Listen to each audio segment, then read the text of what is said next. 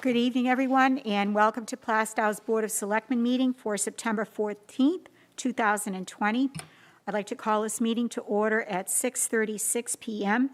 Beth, may I have a roll call, please? Select Chair, Ms. Hart. Here. Select Vice Chair, Mr. Talion. Here. Selectman Mr. Kishka. Here. Selectman Mr. Blen. Here. Selectman Mr. DeRoche. And note for the record, Town Manager Mr. Pearson is joining us by phone, conference phone. All right, thank you. Could you all stand for the Pledge of Allegiance, please? I pledge allegiance to the flag of the United States of America and to the republic for which it stands, one nation, under God, indivisible, with liberty and justice for all. Thank you.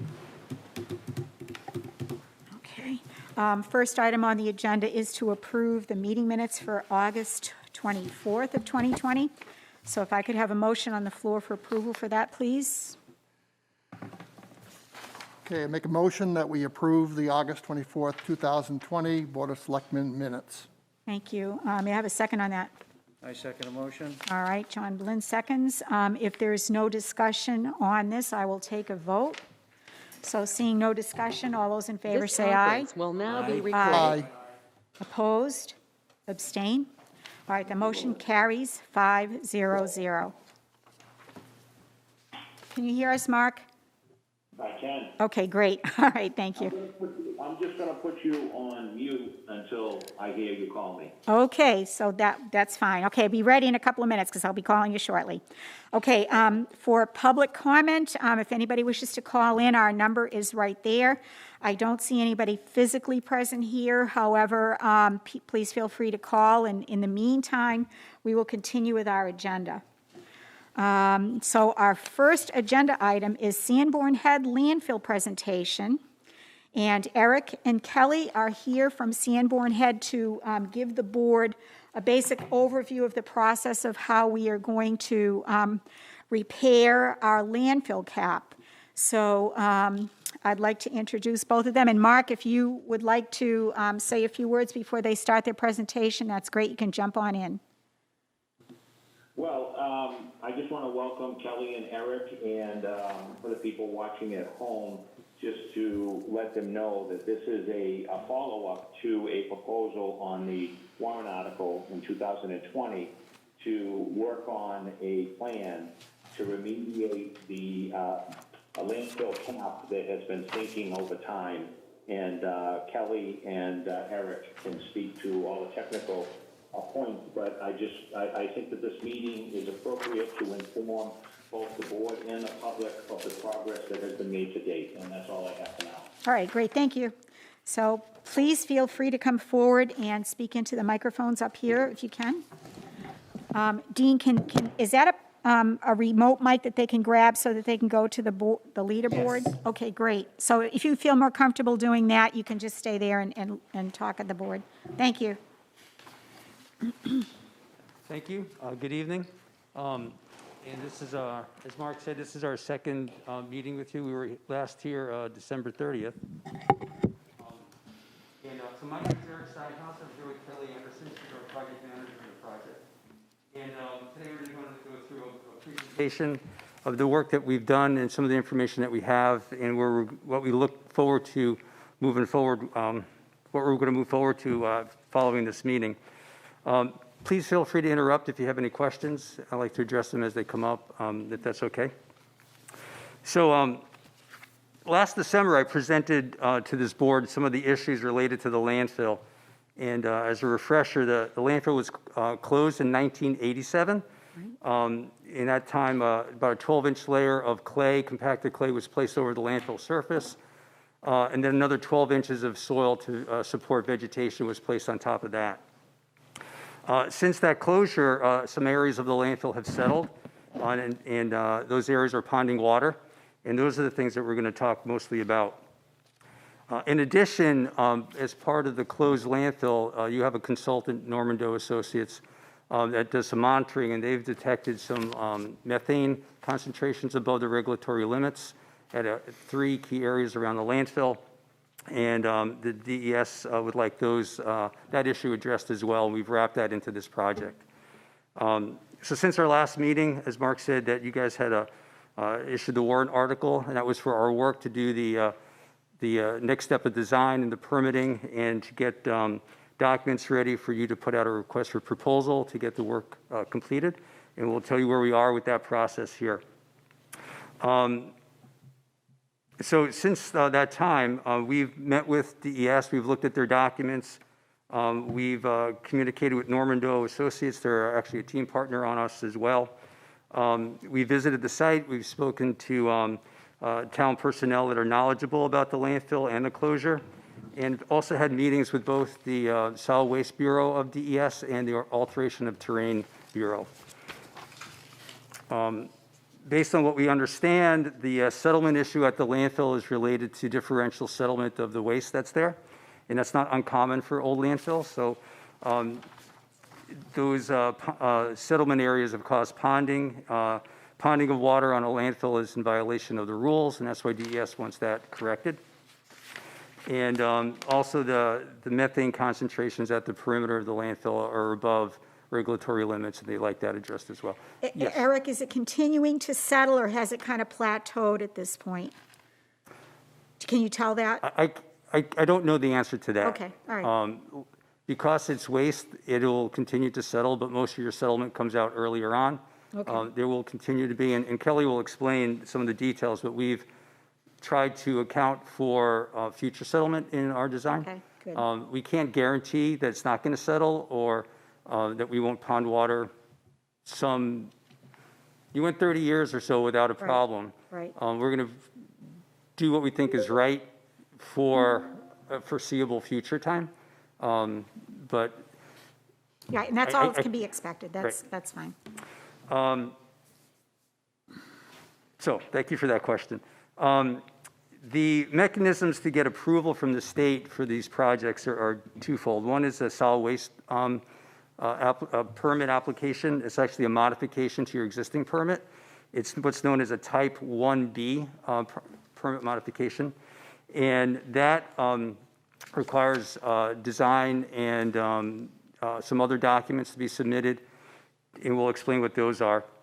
And basically, Kelly will go through the actual design drawings that we have, but there's some documentation for why we have to do the project. There's the engineering drawings, there's specifications, technical specifications for materials that we want to use and how they'd be implemented. There's a plan in there for how the construction would be monitored and documented. They're requiring a closure plan. Apparently, we don't have a closure plan with the state right now.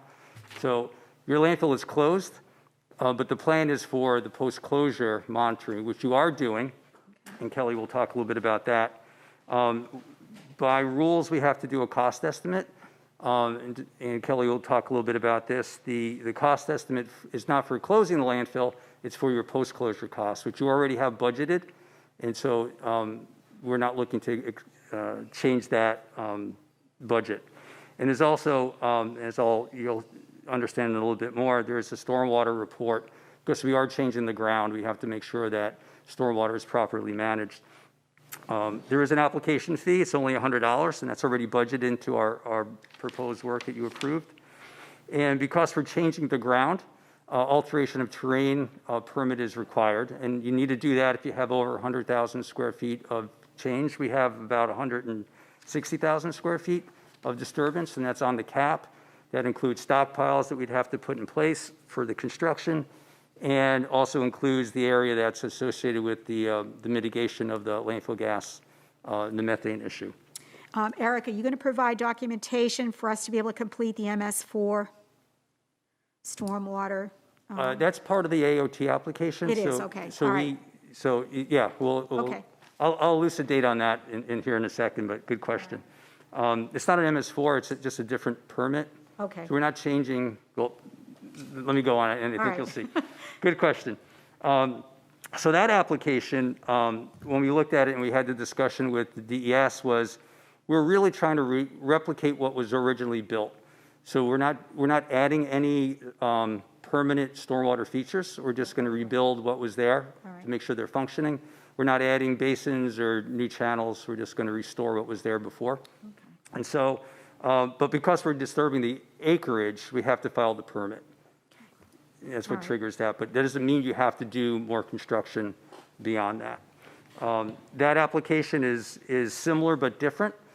We use the same drawing package, but there's some different information that gets put in terms of their application form, the type of narratives that they want, an evaluation of the stormwater hydrology that's was there when it was originally built, and we're going to show that when we're done with our construction, there's no change to the runoff or where it's going. And part of the application is a rare, threatened, and endangered species study. That's always been in the rules, but on June 2nd, as we're in the middle of our project, this, DES issued an emergency rule that a wildlife study has to be done. Fortunately, we're working with Normando. They do that kind of work. They were under our contract. It fit into our budget, so we had that done. That just got finalized last week, got the nod. And so that's a brand new thing where DES, the AOT Bureau, and Fish and Game have to work together. We don't fully understand how that works out because there's, like I said, it's brand new, but we're on top of it, so we'll have a complete application into the state. There's also a fee for that application. They go by how much area you're disturbing. Based on our acreage, it's a $3,125 fee for that, which I'm getting a check from you guys to cover that. So those are the documents that we put together that Kelly will explain. Part of the submittal process is notification to municipalities. So although this is your project, you will be getting notification of your own project.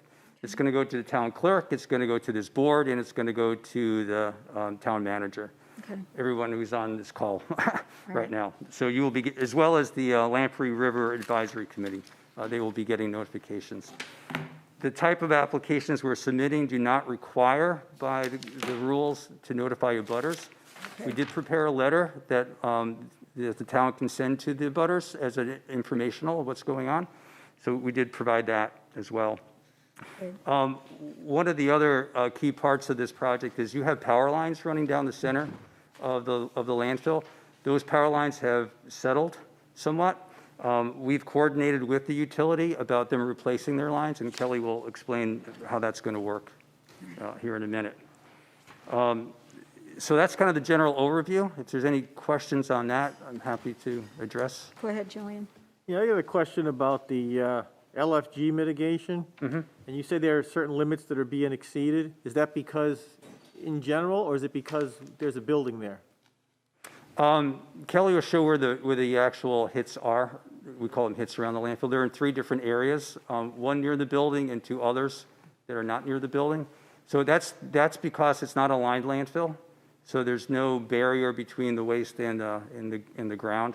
So as the waste is degrading, it's generating methane. That's the largest part of landfill gas, and that's just migrating out. And so when you're above 50% of the lower explosive limit, that's the measurement that they do, that's an exceedance. And so they've gotten periodic hits in those 3 areas in general. And so we have a mitigation for to handle that occurrence. And Kelly will show the detail on that. Okay, the thing is, you're not going to stop the methane generation. That's going to happen anyway. Right. So, So the question is are those limits high enough where they could be used for power generation like a lot of other places do? I see your question. Probably not. So the landfill is pretty old, and the amount of methane being generated is going down every year. So you're usually, based on our modeling and our observations at other landfills, you peak at your methane potential generation when the landfill closes. And then it drops off. If I was to draw like an upside down bell, you drop off every year the potential that you're going to generate. So this landfill hasn't been seeing waste for 30 years, and typically would be way, way below being able to collect gas. To effectively collect gas from a landfill, you'd have to do an active extraction system, which would be like a big vacuum system and piping and connecting to your wells that you have out there to draw out the gas. based on the size of this landfill, the age, the amount of waste we think's in there, that would not be an economical venture for you, because we're not really getting that much gas. It's not hard to exceed a limitation, because it's a percentage at a boundary, but you don't have enough mechanisms inside the landfill to generate anything for any particular time. All right, thank you for that answer. The second part might be because we're in the future possibly considering a solar field on it, and that also is going to add weight because they put big concrete blocks on the top so they don't penetrate the barriers, and that would be a lot of weight. So your plan, I hopefully will consider the fact that there'll be that extra weight upon that landfill possibly in the future. Yeah, so we've worked on many solar projects on old landfills. When we look at that, what we try to do is look at how much landfill is settled. This gets to Ms. Hart's question earlier, how much can we project? Most of that landfill settlement has already occurred. The amount of settlement you'd get at any one of those footings for that load, it's heavy, but it's not that heavy. And usually what they'll do, they'll build up underneath those footings for the settlement that we would project below that. So you wouldn't have to be regrading a whole landfill for just some point loads, if you will. So that would all depend on the type of the name is, the racking system has the footers to it. It depends. There's different types and styles to do that. Sometimes they're big concrete tubs. Sometimes there's some other devices that are used. So it all depends on how they want to do that, but it's something that can be worked into that solar developer's construction contract. It wouldn't have to be part of I've seen this. some of the other ones, like in Andover, like ours is just grass growing on top of our landfill. Where they put the solar field, they actually put some kind of gravel on there, and I also noticed that grass never grows up through it, so they did something so it wouldn't have to be a maintenance issue in the future. And that would be a future, obviously, discussion when we. That would be think the about solar doing that. developer's maintenance. That's done after the fact. All right. We've worked with their Stolben thank you. grass. All right, go ahead, Greg. So Eric, the licensing and the plans that you're creating, is there a limit on those in case that we have to revisit we have severe pooling or whatever in 3 years, 5 years? Do we have to start the whole process all over again, or do these things continue? That's an excellent question. So my understanding is a solid waste permit does not have an expiration date to it. So on that question, no, there's not an expiration date. There might be an expectation or a condition from the state in part of their approval, but nothing by statute or rule that says an expiration date. The AOT permit has a 5-year time period, so you'd have to start your project within the 5 years that it's issued. There is, by rule, one 5-year extension to that. It may be possible to get another extension beyond that. That's less likely. But there might be other conditions put onto that, because there's the requirement for these wildlife biology studies. The further you push that out, they might say, that's really only good for a year or whatever. So short answer, AOT is 5 years, but they might condition other requirements to that. So the other associated question would be, does the state require us to do testing after this project is completed, after our project is completed, we have it recapped? Do they require a periodic test, or is that something that we have to build in ourselves? Yeah, so the closure plan that I talked about, that codifies, if you will, the work that you're already doing with Normandy for their compliance monitoring. That's the only other monitoring. There's no other special monitoring Okay, great. out of this project. It's just make the repairs, address the mitigation issue, and you're back to your budgeted monitoring program. Thank you. Okay. All right, great. Any more questions, guys? What else do you Just want to? consider when the legislature or the DES together create new limits and new regulations, are they in any way, shape, or fashion providing some budgeting, or just saying we're going to add new regulations and the small towns just have to foot the bill? How's that actually, what's the big picture on that? Because we're looking down the road, they could come up with some more things. Yeah, but this might not be a scope in which he can answer the questions, and I think we're just really here to hear Well, about if he the can't answer, mitigation just please let him plans. say he can't answer it. I can't speak for the state. I do know there is legislations out there that do, they have to look at cost. Some legislations build in pricing and funding mechanisms. But you're right, some of the rules that come out of the request from the states are not considering town budgets. I know when the PFOA requirements came out, some of our municipal clients asked for a delay because they didn't have those items budgeted. They said, we'd love to do it, but we're not budgeted. Our budgeting cycle is this, we can do it after that. And the DES is allowed for that kind of accommodation. But this, for example, the wildlife study, that was, as I understand it, a rule that came out because of a court case, and it was, usually there's a period of time that this rule is allowed to happen. This came out June 2, boom. Doesn't matter where you are in your project, it's a requirement. Right, thank you. Right, so I'm gonna turn it over to Kelly. I'll move this a little closer and play Vanna White for her. Okay. I'll try not to hit you in her. Yes. Mark, can you hear her okay? All right, hopefully he can. Yes, I can. Okay. Yes, I can. Okay. You have to give me time to unmute my phone. All right, that's okay. So I just wanted to talk through you guys with the drawings and what we're actually doing. I'm visual, so sometimes it's easier to see the graphic. So this plan set is, we have one plan set for both of the front applications and for the contractor. So we didn't want to make this lots of pages, lots of different documents, just one set. So this is your landfill. You come in the access road. This is your garage access. This is your salt shed, and then this is the access that goes back to the Right. area Yeah. and the shooting range. So what you can see is, or maybe you can't where you are, but the property line is right up against the edge of your landfill over here and up on the northern edge, and then it's off the page on your western edge and goes right behind your buildings on your southern edge.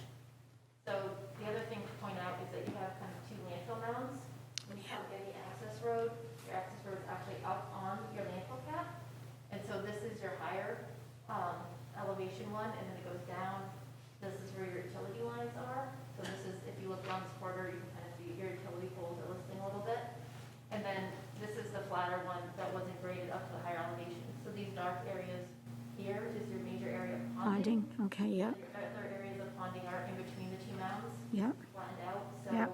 the water ponds, if you walk through there, it's a little squishy. It eventually goes off-site, but you also have it in this drainage swale and then this roadside swale here. On this side, there is a culvert that drains off.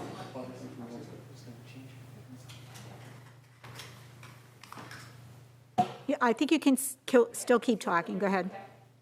So that's your overall site. The other part's just to give you an idea of where you're getting your gas migration hits. You have two gas probes over here. The gas probes are just perforated pipes. They're 1 inch, they're capped. When Normando comes out, they take the check it, caps yeah, off. yeah. Those are not vented. Up on the landfill, you have 11 gas vents.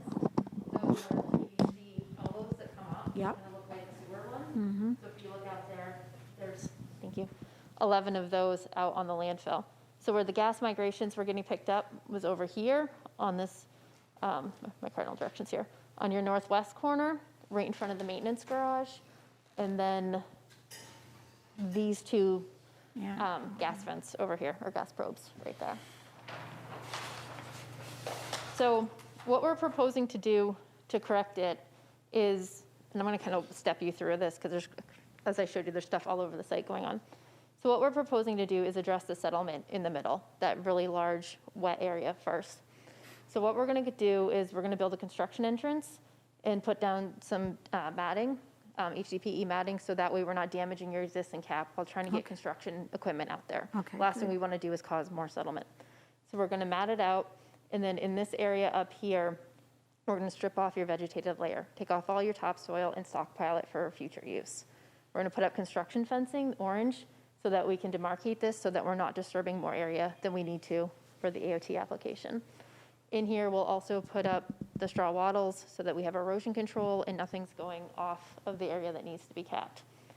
So we're gonna dig down and remove all that 12-foot layer of material. We're then gonna import clay because you have a clay cap. The point of this is we don't wanna disturb the top of your clay cap because we don't want to disrupt any Right. infiltration or anything. Right. So we're staying on the top of the clay, so everything that happens is That's up. above it, So we're okay. not disturbing any waste as part of this, is the intention, and that we minimize the footprint that we need to disturb to fix the areas. Okay, that makes good sense. So there's also 5 of those gas vents in the area that we need to raise up. We're gonna just extend those up. So the contractor will come in, put in a new sleeve of pipe, and they'll be up above the ground, so we're not losing any of your venting. Kelly, do you have any idea on how many feet up you're going to be raising it at this point, or don't you know that yet? 5.5. Oh, all right, good, cool.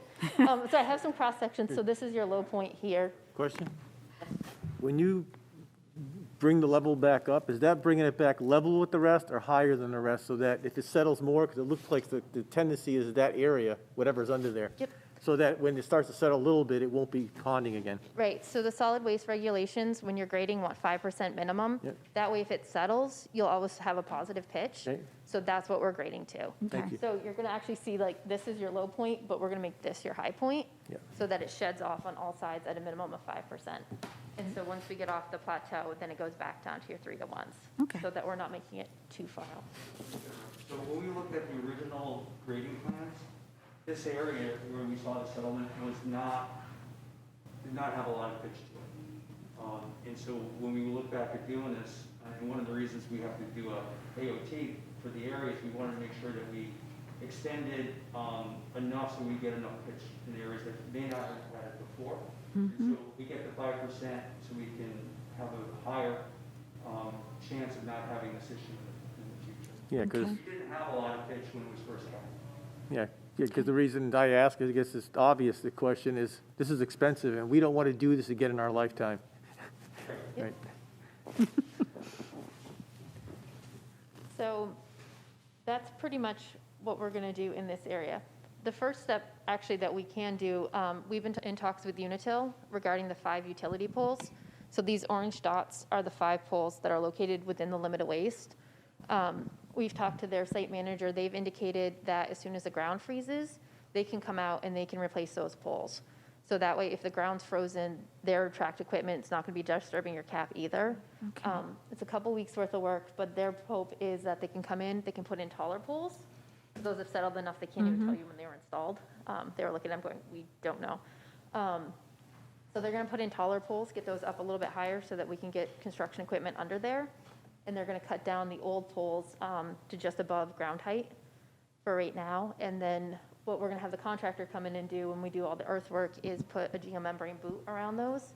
Because if you have a penetration in your cap, there's a potential for landfill gas to follow up that existing pipe or for stormwater to go down in. We don't want either of those. So if we take an HDPE geomembrane boot, they're about 5 feet square. They come up and then they get banded around the new poles or they cap over the existing holes, so that way we're not causing any additional infiltration or gas migration. But Unitil can come in and do that work prior to the start of construction. Yeah. Kelly, is there a slope coming down where those poles are? Yeah, so there, And so is there going to be continuing water being collected yep, in that line of poles? yeah. So what we're gonna do, and we'll show it, not quite the next page, there's what we're calling the stormwater channel that Okay. kind of is in between the 2 mounds, and that's where we saw there was ponding water. So what we're gonna do in this area, and let me just make sure it's the right sheet. We'll skip ahead here. I'll come back to this one. Yeah. So on this sheet, this blue line is that stormwater channel. We're gonna have the contractor come in and put in some more topsoil so that we can flatten out those areas and get the pitch going Okay, down. We don't want to have to like come in and strip off more vegetation and put in more clay in those areas because it's not needed, but we do want the positive pitch. That won't be a 5% because it's kind of in between the landfill mounds, but at least we'll have a 0.5% enough to get the water moving again. good. And then the same thing is going to happen on this side slope here and here, next to the road. And so we want there to be enough room against this one and that one also to keep your barriers. I know when I was out there, you could see car tracks from people driving on the landfill cap. So we want to be able to put the swale back in, get your water moving, and keep your traffic barriers out there. So this plan actually shows what the other one did, which is when we place all of the clay out here, you had that really low spot in here, your high point's gonna go here, and then you have your 5% going off in all directions. And as Eric indicated earlier, because we're restoring it to similar conditions to what it was built at, but to the minimum standards of the regulations, we're not causing additional runoff. None of the area's changing. We're not adding anything impervious once everything's stabilized with vegetation. So, Can I just add one? The question was, we had the big settlement over here, so we're adding pitch but not a lot of height. So the more height you add, the more settlement you can cause. So when we have the high point here, where we didn't have as much settlement, we can absorb some of that, but still get runoff. And where we had a high settlement, we don't have as much fill, so we're not going to drive more settlement. So a little bit of an art in how they, how folks create these things. And another question as far as settlement, having that road going to the back, is that a problem, having heavy equipment, heavy trucks going up across that? This one here? Yes. I don't think so. I think we've been doing that for years. Yeah. And this particular area looks fine. Right. and that road was designed in. We did find that in the original plans that were done in the 80s. So it was designed to be in there, so there is additional road gravels and whatnot through there. So it was where it mostly was intended from what I can tell from the plans. The one thing we don't know, we couldn't find information, and we weren't going to do this kind of investigation, was how thick the waste is in different areas. So the waste along that road might be really thin, and after it was built, you might have gotten all the settlement out of it. It's just a guess on our point. Obviously, here, because it's an elevated area, there's more waste, but in here, there's probably some thickness, but again, don't know exactly what it is. So we play a little art of engineering to figure out how to make this work. And so what this plan also shows is you can start seeing where we're going to put in some of the gas migration issues. So over here, you have vapor probes 1 and 2. They're right in front of the maintenance garage. And so in this one, you're really close to the limit of waste as you are up here. You have your edge of your cap, you have a small distance, and then you have your gas probe. So what we want to do is put in an interceptor trench.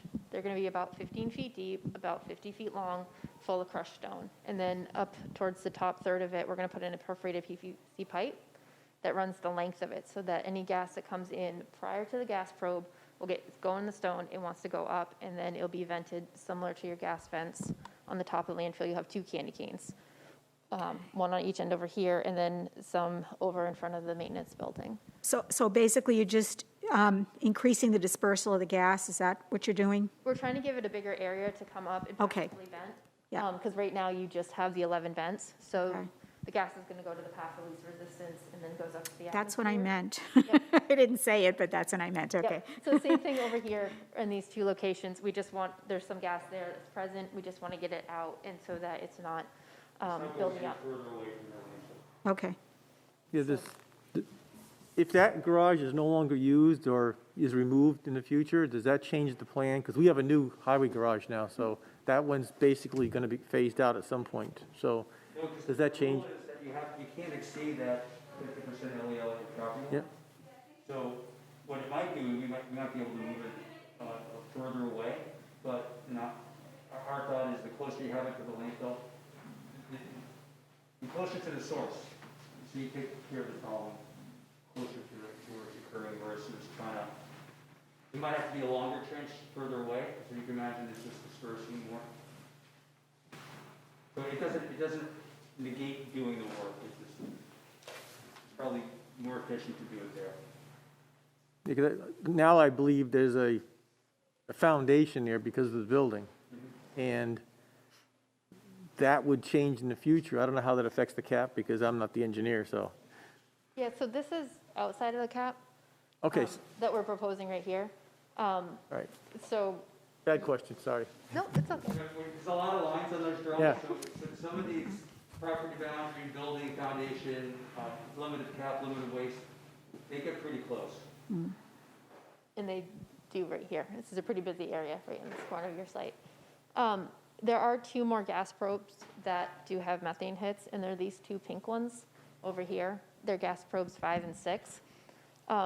Looking through the DES file records, we believe that they're actually located within the limit of waste and inside of your cap instead of being outside in your property line. But you have to remember your cap is right at the property line. The plan showed it going right up to it. So for these two, what we're proposing to do is actually change them to a passive vent. So that way, if there's methane being collected in them, they'll passively vent out, as do all the vents over here, instead of just building up in there and giving you exceedances. They can still monitor them, they can still see them, but because you're so close to the property line, it doesn't make sense to go in and try to dig a trench, because we'd be digging a trench in waste. And that is kind of counterintuitive to what we're trying to do, which is mitigate the gas. Okay. So that's what we're proposing to do with these two. So what that allows is, these probably shouldn't have been in vapor probes from the very beginning because they were waste. And it's like, if you had a lighter, and you want to know if you had what the lower explosive limit of the lighter was, and you were to test inside the lighter, it'd be 100%, because it's all fuel. And so similar things happening here. We're monitoring in the waste. It's not surprising that we're finding it's there. So the best thing to do is to do what we're doing elsewhere with the landfill, and it's Yep. what that's been done. Yep. And you don't really, unless you wanted to excavate out waste, you have no place to put it. You have to, it's a lot more expensive. We thought that this would be the best approach to try to address that issue at this time. Okay.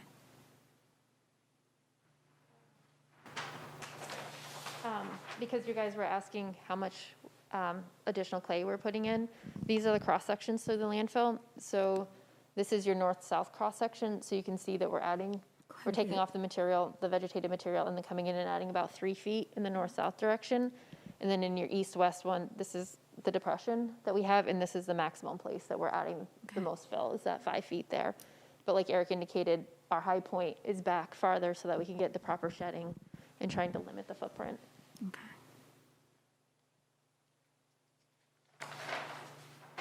And then these are just blow-ups of the 2 gas trenches.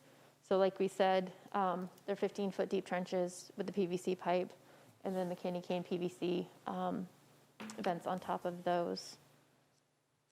And then we're just getting into erosion and sediment controls, so. All right. Go ahead, Jay. Are those trenches, airtight, that they fill with water, like from the outside? So we're going to wrap the stone in a geotextile to keep your stone contained. They are above your groundwater table. Normandale goes out and does your groundwater monitoring out there. They are above the table, and we're going to put the top 2 to 3 feet back of existing grade. So you put back in some of the fill, or in the place in front of the building, you'll have the foot of hot top. Yep. So they will get a little bit of water in them, but they are drainage stones, so it will go down because your pipe's up top, and then it will go down to the seasonal high Oh, water it level. just drain naturally, okay. So it's not like we're going to be making bathtubs. Thank you. Yeah, thank you. All righty. So these are the plans for the AOT permit and the construction, like I said, and the type 1B. The type 1B, as Eric said, has the technical specifications in it. It has the narrative, the stormwater calculations, and it does have that closure plan. Okay. So the closure plan, we worked really closely with Normando to make sure that it says exactly what you guys are doing and not proposing anything else. So it is proposing your groundwater monitoring and your gas monitoring exactly as it is. We just formalized it because there doesn't seem to be one in the file for DES. Additionally, they make us do a 30-year post-closure cost estimate, which basically says they want to make sure if you're closing a landfill that you have enough funds to maintain it and monitor it for that 30 It's years. 30 years, yeah. Even though Eric Yeah. said it's ongoing. It's not truly 30 years, but that's what the mechanism asks for. Mm-hmm. So there is a cost estimate in there, but you guys have been maintaining the landfill through your DPW budget. Yep. And that's what we reiterate, is that Okay. you guys have been doing the maintenance, you've been doing the monitoring, and that it would be status quo. We're just putting it on paper of what you're actually doing in accordance with your permit. Excellent, excellent, excellent. Okay. So, All right, so if the board has no further questions, I believe you need a check. And does anyone else have any more questions? All right. We're looking to send out the notification letters and file their application. Okay, notifications would go out this week and file the following week. great. Excellent, excellent. One last As far question. as notification letters, you said you had one made up for the abutters, but we don't have to send them? I would like to have them sent. I agree, and they will be, yeah, I agree with that, yep. So those letters are not coming from us. Yep. They come from the town? Come from Mark. Yep, We're going to give Mark a draft of a letter that he, of course, he can tweak if he wants. right, We didn't think it was appropriate for Mark to send the letters to the town clerk, to the board of selectmen, and the town manager, since he's one of the same on one. yes, yeah, right, Those letters are on our letterhead, right, just so it looks right. yeah. And I just wanted to let you know the timing of the application reviews. Is that sometimes is a question? And I will caveat that because of the emergency rule with AOT, things might be a little bit slower. Yeah. It's brand new, and we're working with them to make it work. But for the AOT, they have 14 days to decide if the application is complete. And then they have 50 days to render a decision or request additional information. That kind of stops their clock. And then we have a timeframe to answer that. And then there's another 120-day review time. All right, We've seen that the OT has, although they say that to expedite things, they tend to go to the maximum amount of, yes, okay. The Solid Waste Bureau, I will say, is very understaffed.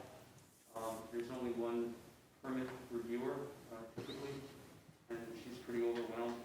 I knew that because we talked to them weekly for other things.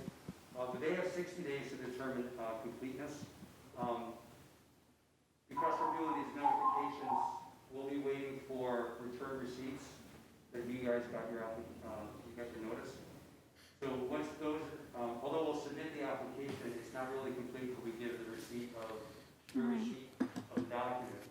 So that's just, But you're going to keep us apprised, obviously, of the progress as you go inch by inch by inch. and then they have 60 days to do their first review, Okay. and then another 60 days. I'm sorry, All right. yeah, 60 days from completeness if everything's complete, which it will be, but it might be a week after it's submitted. Then they have 60 days to do the technical review. We All right. found that on really large projects, this is not one, but they've asked for extensions, Okay. 60-day extensions. I don't think they would on this one, but I just want to let you aware that that is a possibility. Mark, did you have any more, any comments before I let them go? Yes, Okay. yes. So I did hear Kelly and Eric talk about the letters, and Kelly and I discussed that, and although we don't have to notify the neighbors, I made the decision that I like to notify everybody, and Yeah. we did discuss the design of the letter. We'll put it on the town letterhead, and we'll send it out. Yeah. So that everybody knows what we're about to do. Yeah, I think the board's in agreement with that, too. The second thing is, Kelly, could you just tell the board about our conversation about the specifications for the construction for the RFP in time for the 2021 warrant article, so that we could propose a warrant article for 2021 to do the construction? Yep, I could do that, Mark. So we are in the process of finishing up, not the material specifications, but the other ones for the project. We only have to submit material specifications to DES. So we're finishing up the rest of the technical specifications so that we can put together the RFP with the bid item definitions and the schedule of values. Hopefully, we'll have that out by the end of the month, Oh, beautiful. All That, right. That gives us plenty of time. so that Okay. Mark's office can take it, process it, put it out Okay. to get proposals back. All right. So that's our hope, is that you guys would have your proposals back in your numbers. by the In end the plenty year. of time for March town vote, right? Okay, great. Thank you both so much for taking all this time to come in and explain this stuff. It's pretty complicated stuff, and I hope we understood half of it. But it seems like you have everything very well in hand, and it looks like it's going to be a very successful project with a minimum amount of invasiveness and cost. So thank you very much for coming in. We appreciate that. All right, you have a good night. Yeah. Thank you. Thank you for coming. I think you answered every single question, which doesn't always happen when people come before the board. I know. You guys have a good night. Thanks again. Okay, so our next item agenda is the Access Road presentation. And Mark, I believe you're going to speak to that a little bit. And if you're not able to or up for doing this through the phone, Dee is also here with us as well that can jump in if she needs to be. Yes. So if you might indulge me in a little bit of background. So when the public safety complex was built, there was a land swap that happened with the Palmer property, and it was mutually beneficial at that time. The Palmers got some land and some rights of way and for a road, and the town received some property for the public safety complex and for expansion of the cemetery. So that's really the background. I won't go into too many details. So during the construction of the public safety complex, the previous land swap was brought to my attention, and there was an understanding between the parties that the town would build approximately 400 feet of a roadway extension to the Palmer property so the property could become available for their development. So during the construction, and ironically, I came to town right as the first shovel was going in the ground, and I had to make sure that I kept my sights on all of the parts of the project and this part of the sort of the implied contract between the parties that the town would be responsible for constructing the roadway to the Palmer property. I set aside part of the funds in the bond to make sure that we could accomplish that. Good. So tonight, although I could argue that it's part of the public safety complex project and, it's an overall bottom line and there was a bond and it was approved and so forth, I had the opportunity to put together this proposal in conjunction with the park proposal with Jim Hanley and SEC Design, SEC Engineering and Jim Hanley from Civil Design. And so I did task Dee to work on this as well as Park with me and to put this out for RFP. You have a spreadsheet with you that I'll defer to her in a second. So we followed the normal process and we advertised and we put together specifications and we put out our typical proposal, not a bid, but a proposal, and we received back what I consider to be favorable responses. When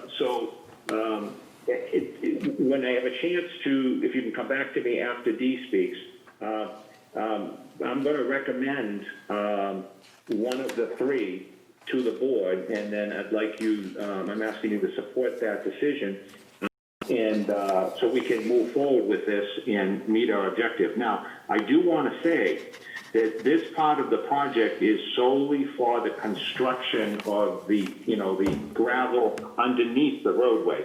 It does not include the paving, and I want you to understand why.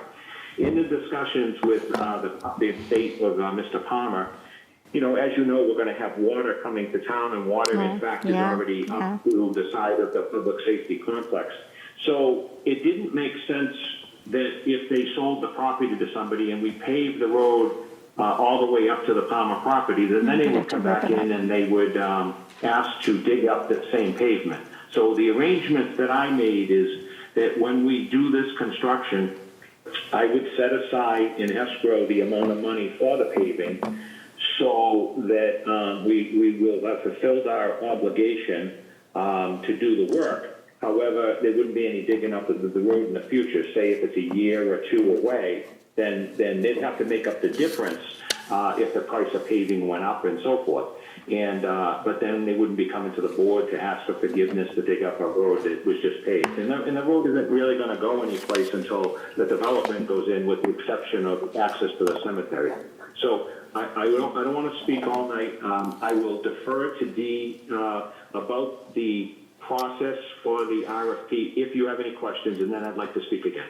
Okay, I just have a question, just for clarification purposes. Are you saying you are escrowing part of the proposal money here tonight for paving? Is that what you're, no, all right. Paving is above and beyond. The Okay, tonight. okay, The all right. is everything else. Okay, all right, thank you. All right, Dee, go ahead, you're on board. Go ahead, Julian. I got a question from Mark. The paving or the gravel for the road for the Palmer property, is that still, this portion of it still being taken out of the public safety fund? Or is this coming out of other funds? This entire proposal for the contract to do all of the excavation for the under part of the roadway, everything but the paving, from the current edge of pavement to the Palmer property is what we're talking about now. And that's from the public safety funding that was set aside, right? Yes. Yes. Okay, so even though it's all on one sheet, it's coming from two different sources? The total? No, No. no, no. No, I this, didn't hear the question. What you have on this spreadsheet here is just for the construction of the road up to the gravel base. But where it's Not coming in- from to pay for it, some of it's coming from the funds for the town for recreation, I guess. No, And that's some- the No. park program, that's a whole different, No. this is next It's to the the wrong- public safety complex. It's coming from the funds left over from the public safety I complex. think you got the wrong sheet. You got the wrong sheet. This one here, Okay, I'm looking at the wrong sheet then. oh, yeah, look. this one. Okay, that's what was confusing me. Sorry, my mistake. I'm looking at this, It as though- that's, certainly now I know why I does. was so It confused. certainly does, okay. All right, so go ahead, Dee. All right. I don't have a whole lot more to add than what Mark has already told you. We did put the RFP out. It's got all the right language in it so that we can take a merit consideration as opposed to just a straight-out low bid, low proposal situation. Some of the contractors are more known to us than others are. I don't have anything, I've checked references and there's nothing bad about any of the contractors. Like I said, they're more known to us in a certain order than some of the other ones are. And the numbers work. We've had Civil Design take a look at the numbers, and they do make sense. So there's no concern that we'll start getting a bunch of change orders. The numbers look good. Yeah. Is there any anticipation as to a start date at this point? They're ready to go, They are, great. yes. All right, does the board have any questions for Dee? I think you answered my personal question before our meeting about a discrepancy in a line item, so I'm good with that. And Jay, did you have something to? So the paving, is that those funds already set aside? Yes. To handle Mark's that gonna- at a later Mar- I bel- date? I believe Right? Mark It's said gonna he'd be escrow them, but I'll let placed him in an escrow answer. Or in an Yeah. escrow account to be done at a later date? Yeah, we don't want to pave the road now. Right, I and have understand that. I them just want to make develop. sure that. But the we- money has been set aside to pave the road when that time comes, at a certain amount right now. But if the agreement is that if the amount goes up and up and up because they delay developing the property, they'll be responsible for a certain delta.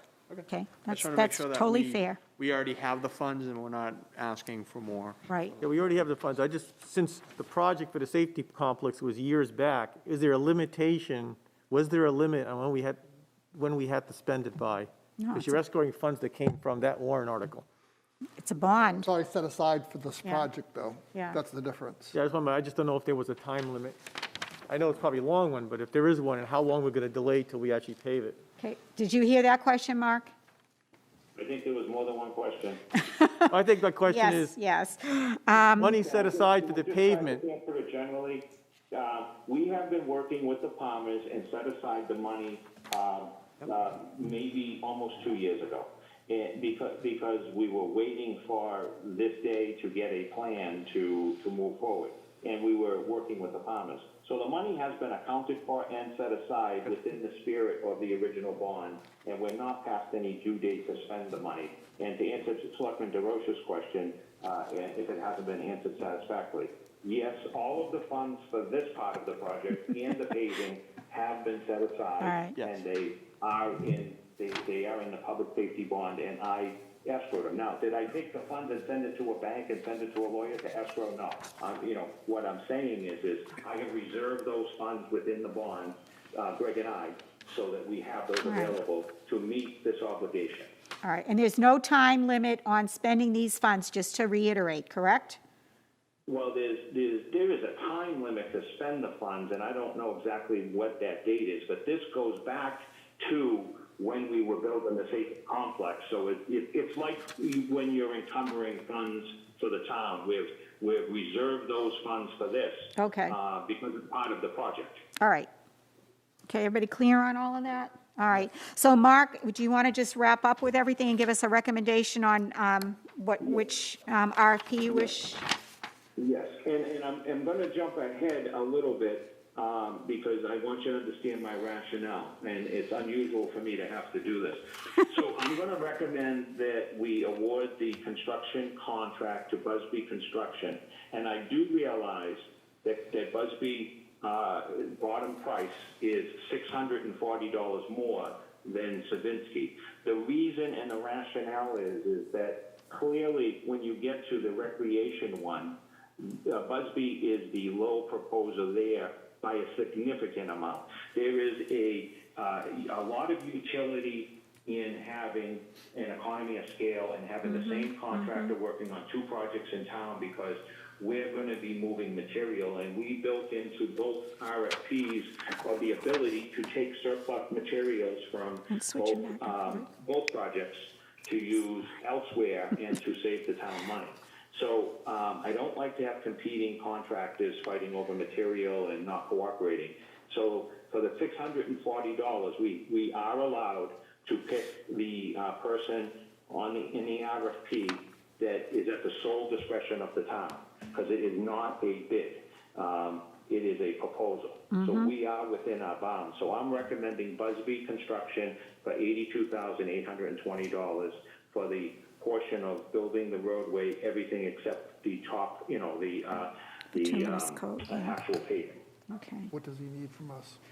Would you like us to put a motion on the floor to approve that RFP? Yes, and authorize the town manager to enter into a contract with Busby for the amount of $82,820. All right, I will make it so. Go ahead, Greg. All right, I make a motion that we direct the town manager to enter agreement with Busby Construction for the construction of the roadway between the safety complex and the Palmer property for the amount of $82,820. And before I... And I'll second it. Okay, okay, so, and did you have, for discussion, did you have another question? Discussion's Yep, fine. go ahead. I agree with the rationale that Mark has, trying to stay with one company, but and I don't even know where all the construction companies are located, but I like the idea that one of them is a local company, and we're supporting our local business at the same time and getting a better price. So even Okay. a couple $100 is not a big deal. I think that's a general consensus of agreement with everybody. Okay. So if there's no further discussion, I'm going to take a vote on that motion. All those in favor say aye. Aye. Aye. Opposed? Abstained? Motion carries 500. So, Mark, you are authorized to start working on that project. You are welcome. Thank you, Dee. Thank you very much. Thank you for coming in and staying late, Dee, yes. Okay, next on our agenda item is the Rec Commission for proposals for a park for the softball field and the drainage. So we have Jen and Bill coming out to us tonight. Thank you guys for coming early and for waiting. We appreciate that. Oh, thank you. Yeah, I know right one this spreadsheets. time. Yeah, I got it. Thank Well, you. it had. I know, there's pages on the too other many one, too. numbers here in front of Yeah, us. there's a lot there. That's all the proposals. Yeah, so yeah, the proposals from the floor, they're basically on us. Madam Chairman, could I just introduce some facts? Absolutely, go ahead. So I know that Jen and Bill are there, and I have a delayed view of what's going on there, but I did see them hand out some information to you. Yes. I'm on the live stream, but there's a difference between what I'm watching and what I'm hearing. But I just wanted to say, again, for the public, because not everybody knows exactly what the Recreation Commission and you know tonight, is that there was a recreation strategic plan, and there was talk about building a softball field, and at the same time, there also was a grant for the Mount Misery for the access to trails, and there also was, over the past couple of years, the need to improve drainage. So what we did is, or what I did is directed, again, SEC Engineering and Civil Design, and the board, worked with me on that to authorize them to come up with a set of plans And the reason why on plans is because we want to build something that works as far as drainage, because there were previous problems. And we want to make sure that a field is built with the proper drainage so that we don't revisit this as a wet field. And we wanted to make sure that we got access to Mount Misery. So this project is all-encompassing. And as we went through this park, the Recreation Commission and Bill Coy, and you know, for as long as Jen's been here, have been, you know, working with us. And I did recommend for the Rec Commission to take all the documents that were created and the RFPs and to review them and make a recommendation to the Board of Selectmen. So I'm not here to explain what the Rec Commission is going to tell you. I just wanted to open it to let people at home know what it is we're about to talk about. All right, thank you. Okay, I don't know, it's going to be the easiest way, probably, you know, the Rec Commission did meet, and we did come up with a recommendation based off the 4 proposals that we had. You can see them on the spreadsheet from the 4 different ones. The one all the way to the right, we kind of disqualified that a little bit because their numbers just didn't make sense. They didn't add up as we went through things.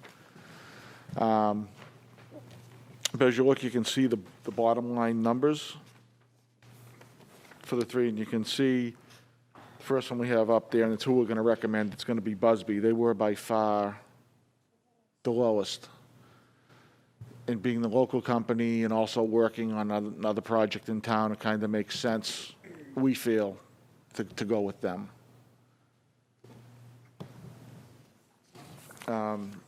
In, I guess, the big thing to go through really are the numbers, because you can see the bottom line number, it's $278,780 to pay for the whole project. What we're looking to do is basically break it out into 2 phases, just, you know, to make sure we can pay for it and pay for it properly. Obviously, it doesn't make any sense to do the softball construction without doing the drainage, right? So the drainage and the softball construction would be the first phase of it, which would be categories 1, 3, 4, and 5.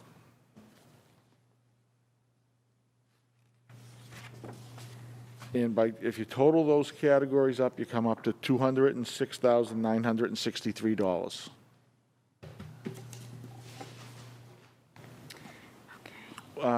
What we have for available funds for the impact fees, we got $118,373, which that would all go towards this, which would be nice to use those numbers, to finally use that fund. In capital reserve, we currently have $79,000, but of that $79,000, $51,500 we already have set aside for the trails as part of the grant, to match the grant that we have for the trails. So you, can I just interrupt? So you only really have $29,000 available for this project, is that right? Right, Okay. but the one piece we have of that, if you look at category 4, that could be considered part of the trail system, which is $12,968. Okay. So we would take that from the $51,500 to start working on that number. Okay. So that would get your capital reserve back up over 40,000 that would be available. In the operating budget at deliberative, we had 24,000 added back in to cover the drainage out at Park. That you put it in this year's operating budget that you did Right. not utilize? Is that what you're It saying? was at deliberative. Was that deliberative? Right, a deliberative and it session. has not been used yet, No, it obviously. hasn't been touched. All right, okay, all right. Okay.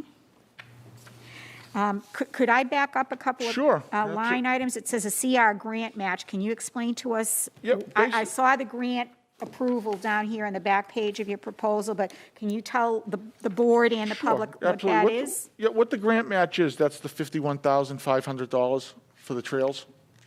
Oh, all right, and then you just took the 12 out of it? 12 out of Okay, I that, get so it, I so that get it. remains, we have 38,000 left to I pay get it. off that Okay. grant. All right. That was easy, all right. I should have figured that out myself, okay. Well, sometimes when you're putting something together, you're thinking one way, not everybody else reads it the same way.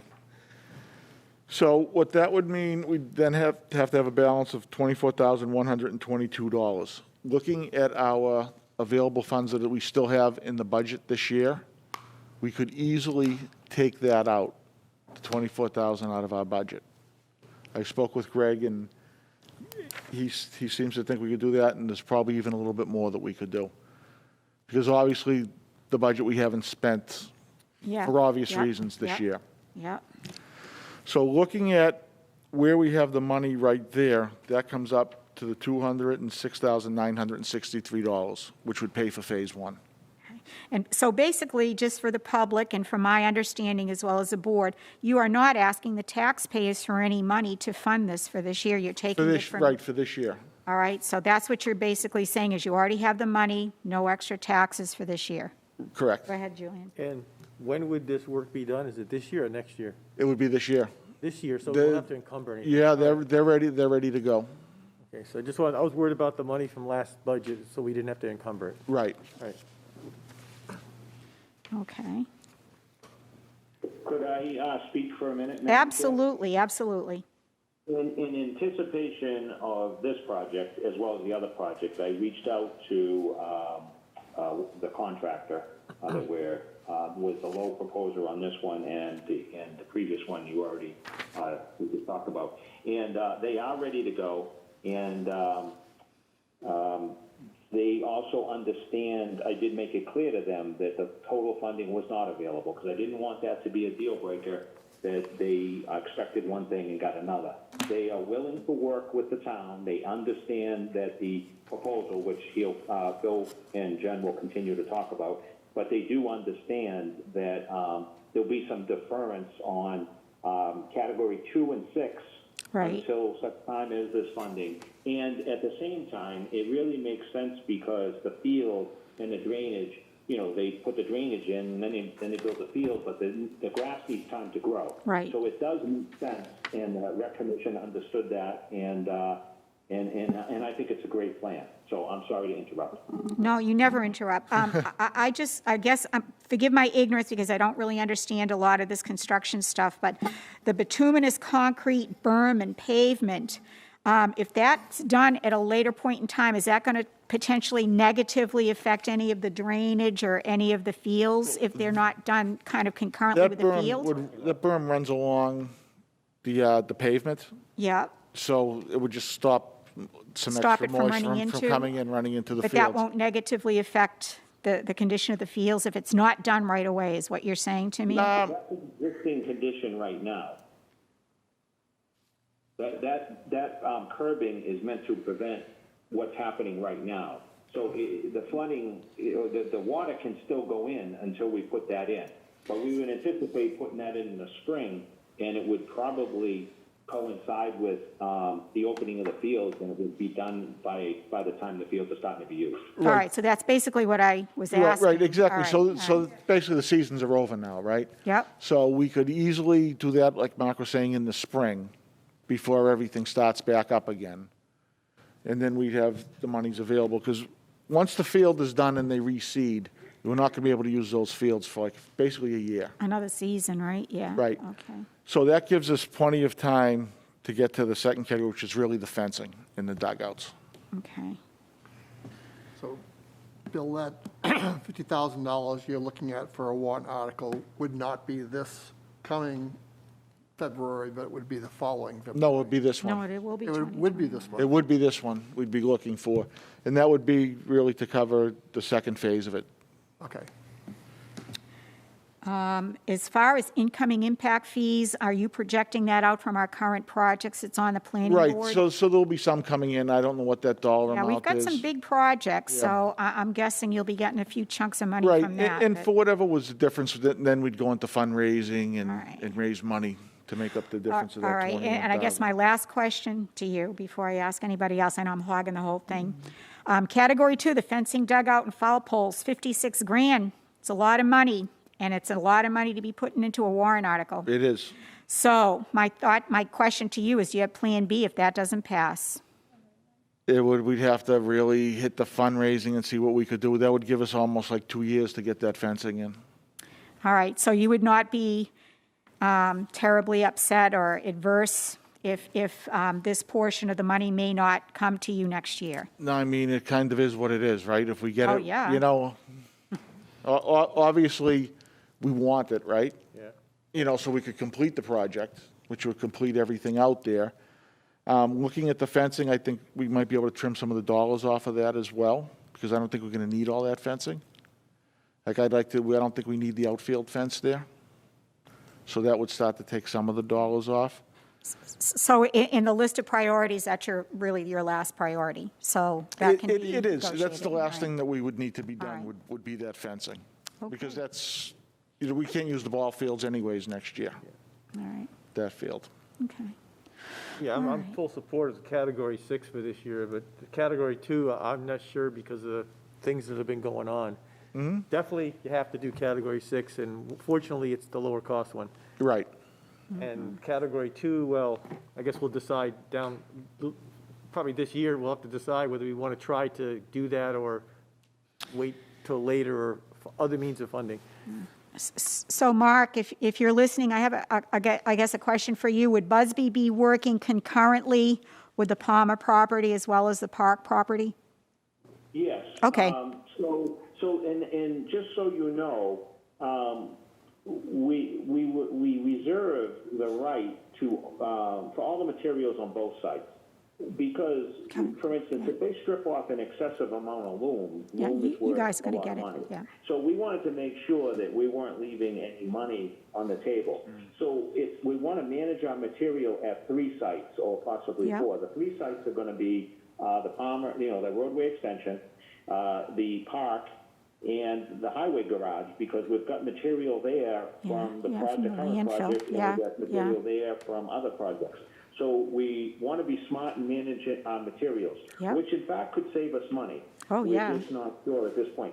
Say we end up with an excessive amount of yards of loom that we have no purpose for, we could sell the it, loom, yeah. and that would be a source your of money, funding. yeah. And if we, if that happens, we could say, well, the loom came from Park, so whatever we sell the loom for You could guys go get back it, to yeah, the yeah. Park funding Yep. for funding. So we're just making sure that we're not letting somebody take advantage of the town and take our materials. So and at the same time, we may get some materials over at, say, where they excavate for the roadway that can help Park out too. All right, the ultimate recycling. Yeah. All right, that's great. You guys did a tremendous job on this. You did a lot of hard work. A lot of hard work went into it, so, There was a lot of thank yous. Dee helped quite a bit, Mark helped quite a bit, yeah. so there's thank yous to well, go for yeah, a lot but of people. when people work together, these plans come together and they're beautifully done and well executed, and there's a lot of thought to other projects, which is great because none of us function in a vacuum. So this is a really good plan and proposal. So I guess we'll be speaking with you probably sometime in November, December with regards to warrant articles. Right. And is there anything more you need from us at this point? I guess or- what we would need, Mark, right, if we could get a recommendation to go with Busby, so they could start working. Do we need a formal motion for that, Mark? We did for the both. For the contract? Well, we've already done it for the side road, but do you need to have a separate and formal motion for the park project? This is a separate contract. Yes. So you need a formal motion for it? Yes, I do. Okay, I'll make the motion to go with Busby Construction for the Phase 1, 3, 4, and 5 of the park proposals. Second motion. okay. Do we have any further comments or anything on this? No, you guys are all good? If you could include the amount of $206,963, just Yeah, to make the that would be motion good. complete. Yes, Okay, Beth, you got that, right? Thanks, okay. All right, and Greg, did you second that? Okay, so if there's no further discussion, oh, go ahead, Jay. I just want to say great job to everyone for all the Yeah. hard work on this, and glad to see this is going to come to fruition, so thank you all. Yes. Yeah, thanks, Thank you. guys. All right, so without and I'm further really happy ado, that you took the time and you separated out the plans and the categories and the priorities. We made it less of a burden on us to decide, too. Yeah, Thank made the you. decision easier, definitely. So if there's no further discussion or comment, all those in favor say aye. Aye. Aye. Opposed, abstain? All right, motion carries 500. Get digging. All right. All right, good night, Thank you you. guys. Thank you for coming in. Good night. All righty. So next item on our agenda is the election results, and I don't want to take too long of a time to discuss this, but for our first rodeo, I personally think it went extremely well. There were some glitches. I want to thank our board for all the time they devoted to doing this, as well as the many, many workers that put their time in before the election. And I especially want to thank our citizens who came down to vote, because they were very kind to us and very patient and very understanding, because we did have a nightmare with the parking, and we are going to address that for the next go-around. But it looks like our election resulted in over 30% more voters than the prior 2 years. So I think that's going to be an indication of what we're going to get for the November election. So I think all your good works about putting stuff out on the website and all the work that you guys have done on the town websites has probably helped a lot for getting the vote out there. So we will be having, I believe, a Zoom meeting with all of the principals to discuss the parking issue and some other issues that we're going to need to discuss for the November election, because we're going to be talking about, weather-related items and a whole bunch of other stuff. But we will do better on the parking the next time around, I promise everybody. Go Yeah, ahead, I'd like Julian. to ask the town manager, and probably he's already doing it anyway, but if there's any kind of funding that needs to be done to make that facility alleviate any of the issues we've had, and it requires some funds to do it, then I'd like to get a proposal before the end of the year, if it requires a budget thing or whatever, so that we can make sure that that facility is funded to what needs to be changed to make that a proper facility. Did you hear that, Mark? Yes, Okay. and I want to tell you that Selectman Keiska almost read my mind, because I've got my notes here, and I was making a note here that we need to talk about funding actually tonight. So what we have done is we have tasked the highway supervisor with going out to get prices to pave the rest of the parking lot all the way out to the access driveway out closest to Main Street, and then to get a price to put a second coat on top of the whole facility, and then to get a price to gravel the front part of the building, the one where it's on the other side of the drainage ditch. And because I understand that November is going to have more people, I also did come in and sat in Methuen construction parking lot during voting to watch the traffic flow, and I was trying to anticipate what November would look like. So I do think it's appropriate to talk about funding for more parking and paving, perhaps tonight, or if the board feels comfortable, if you want to have the actual numbers and a proposal and table this discussion until the 28th of this month, I could tell you how much it's going to cost, and then we could talk about where the funding can come from. So I've got 3 sources, or actually 4 right now. So first of all, we would look at the highway paving budget line item and see what's available there and what we could manage. So there's one. 2, we could look at contingency funding, because this was not anticipated. Number 3, we could look at the operating budget, because with everything going on with the COVID and the reimbursements and the CARES, and Greg was working on it today, and I met with Greg today, and we're working on it constantly. I should say Greg's working on it constantly on the benefit of the town. So, we've got some budget lines that are not fully spent, are not going to be fully spent. We've got reimbursements coming in.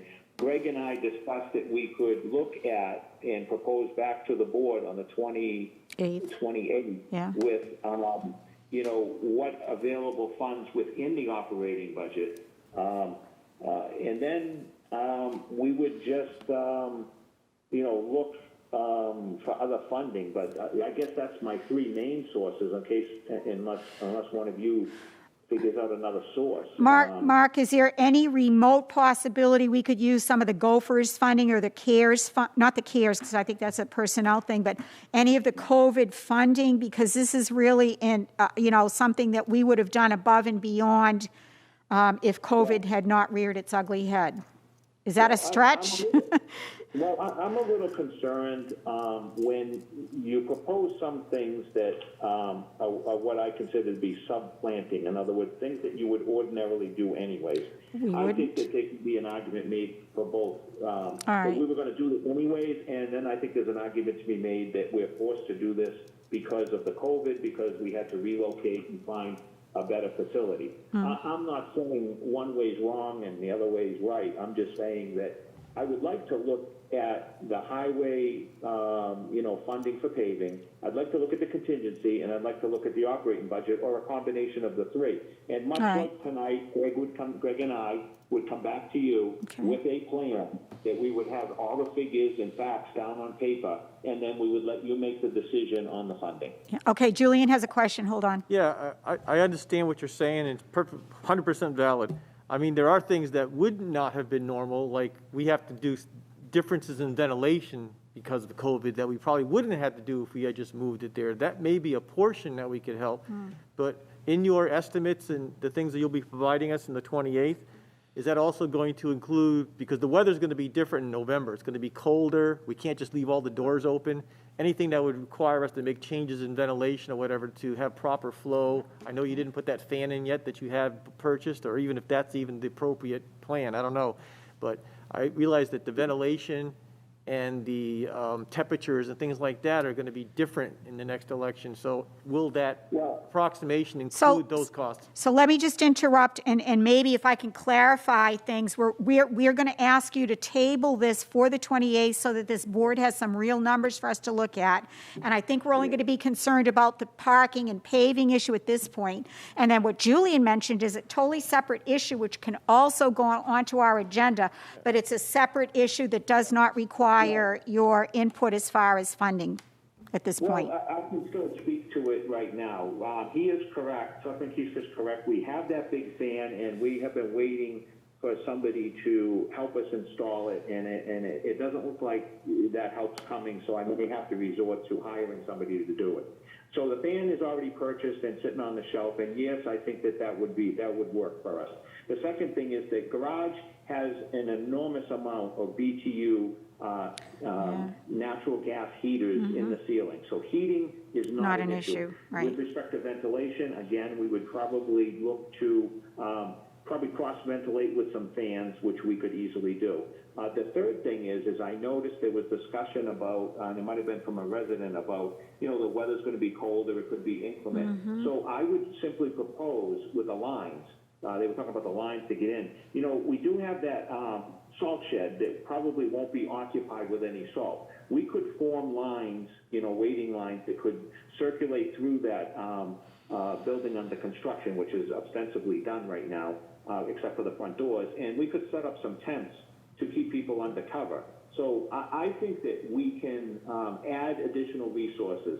I am in discussions with Methuen Construction to purchase some beams to create a pedestrian walkway across the drainage in the front. Because if we turn that front parking lot into a gravel parking lot, we wouldn't have to send people around. We could send them across a bridge that would have railings and be wide enough for them. Of course, handicap, we wouldn't be proposing handicap, because handicap, they could drive into the paved part and so forth. So I'm working with Methuen Construction right now to work on that, and that would be part of my proposal on the 28th for any funds to do that. But I think if we created a gravel parking lot and had access to the front, that's going to alleviate a lot of walking for a lot of people that did voice their concerns, right. And also just to kind of, I guess, reiterate, we're more than likely going to have over 4,000 people voting in November, and I guess we're going to start a great campaign to try to get as many people absentee balloted as possible. But when you're talking about that, you're looking at, if you divide that out, you're looking at about 400 cars an hour for as long as we're open. So it does not appear that we may even have enough parking in the facility around the Public Works garage. And there may need to be consideration to ask Methuen Construction to rent or do something with their parking lot, because I believe it was empty most of the day during our September voting. So we need to consider how many parking spaces are going to be available as well. Greg has a question. No, I don't. Oh, all right. Francine? Yeah, go ahead, John. We had discussed because a lot of the, especially the older voters, they exited out the back. Yeah. We had the door open. We had talked maybe about doing a temporary door there. Are we going to talk about? I think Mr. Harb is going to set up a Zoom meeting with all of us and the supervisor of the checklist and everybody that's important and involved in the voting for November. And I think he's going to do it shortly so that we can discuss all of this stuff, because you're right, all of these issues that were brought up is as a result of us not doing some of the things that we should have done better. I mean, we did some stuff really good, like we did the absentee ballots ahead of time. That worked out great. But there's other issues that we have to fix. So I think that's going to all be discussed at that point in time, but I don't know when the meeting is. It should be soon, though. But, yeah, you're right. We have to talk about all that A stuff. lot of that will go into Mark's proposal for funding to accomplish those things. Yeah. I think we need to have that meeting first so he knows how much he needs to spend for stuff. And, Jay, did you have a comment? You No, guys you're good. Covered all the things I was thinking. So. All right. See, all of us great minds, all think alike. I love that. Okay. Have that meeting, that Zoom meeting set up prior to the 28th. Well, it has to be, yeah, it has to be soon, and I think soon. he will do that. I'll reach out to him and make sure that it is. Because he'll need that meeting to decide what he needs to Exactly, do. exactly. All right, so if there is no more comments, then Mark, we're going to table the funding discussion till the 28th, and I'll make sure it gets on the agenda, and you can have some numbers for us, okay? Thank you very much. You are very welcome. Okay, Greg has a comment? Can we do a 5-minute bio break? Greg's calling for a 5-minute break, so I'm going to just break for 5 minutes and come back at 5 after 8, if everyone's okay with that. Yeah. All right. Okay, thank you. You're welcome.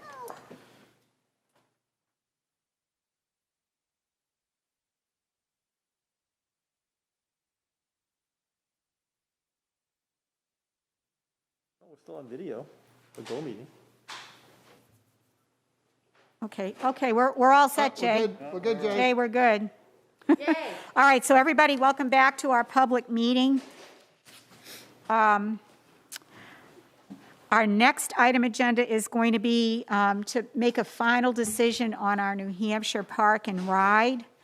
So I'm going to just open up the floor for just 2 minutes for each selectman to give me their opinion on whether we should move forward with this or not. So I'm going to start with you, John. What do you think? Do we want to? Well, actually, after looking into it, from what we know, the price is $325,000. 74,000, yeah. I think it would be good, but I don't think we're in a position to approach that, and especially approaching the voters Yep, all for right. that kind of money. So, So you're going to say no on this. All right, Julian, what's your thoughts? Same. Same, okay, same? Same. Yeah. My thought is because we don't really have a plan. Right. And it is a lot of money to ask the voters because we're not going to be able to find it in our budget, so. Well, I will confide in you that Chief Knudsen was eyeballing that as a possible training spot for his firefighters. However, when I told him what the cost was, he backed away. But we, as selectmen, should probably let him know that there's a bunch of other town property that may be available for something like that in the future. But I think I'm on board with all of you guys. It doesn't make sense for us to waste $1,600 for something that we're not going to utilize. Plus, hopefully, somebody will buy that and we'll be able to get tax revenues from it. So, go ahead, Yes, Julian. maybe too much information, but we won't need that fire pond once the public Right. water's in. And That's that would right. be a piece of land we already own. So I That's don't know right. what we can do with that or not, but that is a piece of land the fire department now uses that That's won't right. be needed once we got the public water system in place. Right, so that's a good thought. All right, so I guess I will let Greg Colby know that the board declined to take first right of refusal on that property. And Mark, is that okay with us letting Greg Colby know that, or should we be letting you know that, or how is that chain of command working? Greg and I and Okay. Josh will follow up with the state. Okay. Just to give them the courtesy that they extended to us that we're not Exactly. interested in. All right, okay, that's good. Okay, great. All right, so thank you for doing that. The last item on our agenda is a discussion of trash proposal, and it says in non-public, but I would like to turn this actually over to Jay, since he did all of the work on putting together all these spreadsheets for us. And I'd like to just have him give us a basic overview of what he did. And if possible, before we leave tonight, if we can eliminate 2 of the bidders, so that the 2 RFPs that are left can go over to town council for review. I'm hoping that at our next meeting on the 28th, we can have a more substantive discussion about, getting into the weeds and the details of what we want and what we don't want. So is the board agreeable to that? Yeah. Yes? Okay, all right. So Jay, I'm going to turn this over to you. Thank you for doing all this work, too. Yeah, no problem. Yeah, looks good. A lot easier than looking through the books. You got that right. I hope everyone had a chance to read through the proposals. Those were interesting. So basically what I did was I broke out the numbers that were within the proposals. Starting in the top left corner of the spreadsheet, I just pulled out, it's called notes. Basically, it's an asterisk that indicates what that asterisk means, and they're indicated throughout the spreadsheet. There's only in a couple spots. The table to the right of that talks about the tonnage for recycling and trash for the last 3 years, so it just kind of gives you some perspective on the total tonnage we've done. And then I've done the year-to-date for this year and the estimated based on last year's numbers. So that kind of gives you like an estimated 1920 full year number. And then to the right of that, I just kind of put in, these are the trash and recycling expended amounts from 18-19 and year-to-date 20, and then the actual budgeted amount for 20. So to this point, we've expended $427,000 this year out of 720. Okay. So going down, I went through each proposal. I pulled out, within their proposal, there might have been multiple options. If we look at the first proposal, this is, JRM? JRM. I didn't bring my glasses, but. JRM. it comes That's out small. JRM is Yeah, first, yeah. JRM, so basically, they had the one option, it was a 5-year contract. They gave us an annual base rate for trash and an annual base rate for Tipping. tipping. They gave us a tipping fees for trash and recycling. The tipping fee is $95 per ton for the first year for trash and $75 per ton for recycling for the first year. In their proposal, they talked about this would be reviewed on an annual basis. So this number may go up or down on a yearly basis. Okay. So I kind of estimated some costs with that. They didn't have, they had still the bulk pickup, which would be the weekly, one item. Any white goods, it's $30 per item, and it would be on a bi-weekly recycling schedule, and then a weekly trash schedule as well. They did have an option for if we wanted to purchase carts through them. I just kind of put that up in the header. Right. And it comes out to about $100 per cart. But this wouldn't be for automatic pickup, it would just be for purchasing the cart per household. And the additional cost for that is about $330,000. So that's just something to look at if you wanted that option. But the real bread and butter of this is the actual estimated cost. So I use the, it's the third to last column. Yep. Basically, annual cost, it says A plus B plus C plus D. And if you look at the top of the table, there's a red column that demarcates it as A, B, C, D. So those are the columns that I'm summing up to try to give us a total cost. So the first year is going to be $923,885, which is a little higher than what we're estimating now. But so if you go down we go down to the next one, and that's Republic. And this is basically a manual trash collection with a bi-weekly recycling option. So Jay, this was not an automated bid? There was no No, this automated isn't bid, automated, right? this is manual Okay, trash pickup. okay. So they'll have a truck with people on the road All right. emptying the trash. So in this proposal, they had a base rate for trash and recycling. So the total for those two base rates were $619, $360. And then I estimated the tonnage. But basically, they're doing a review on, after 2 years, they're gonna review the tipping fee. So the first year is 84 per ton for trash, and their recycling fee is 101.04 per ton. Now, this is something that they're gonna review on a monthly basis, based on the market value. So this could change every month, just to give you the heads up. And that was So- that ARC formulary Yeah, that that's the the vendors were ARC using, formula right? that was Okay. in the proposal. Right. So on a monthly basis, that may change up or down. Let's see.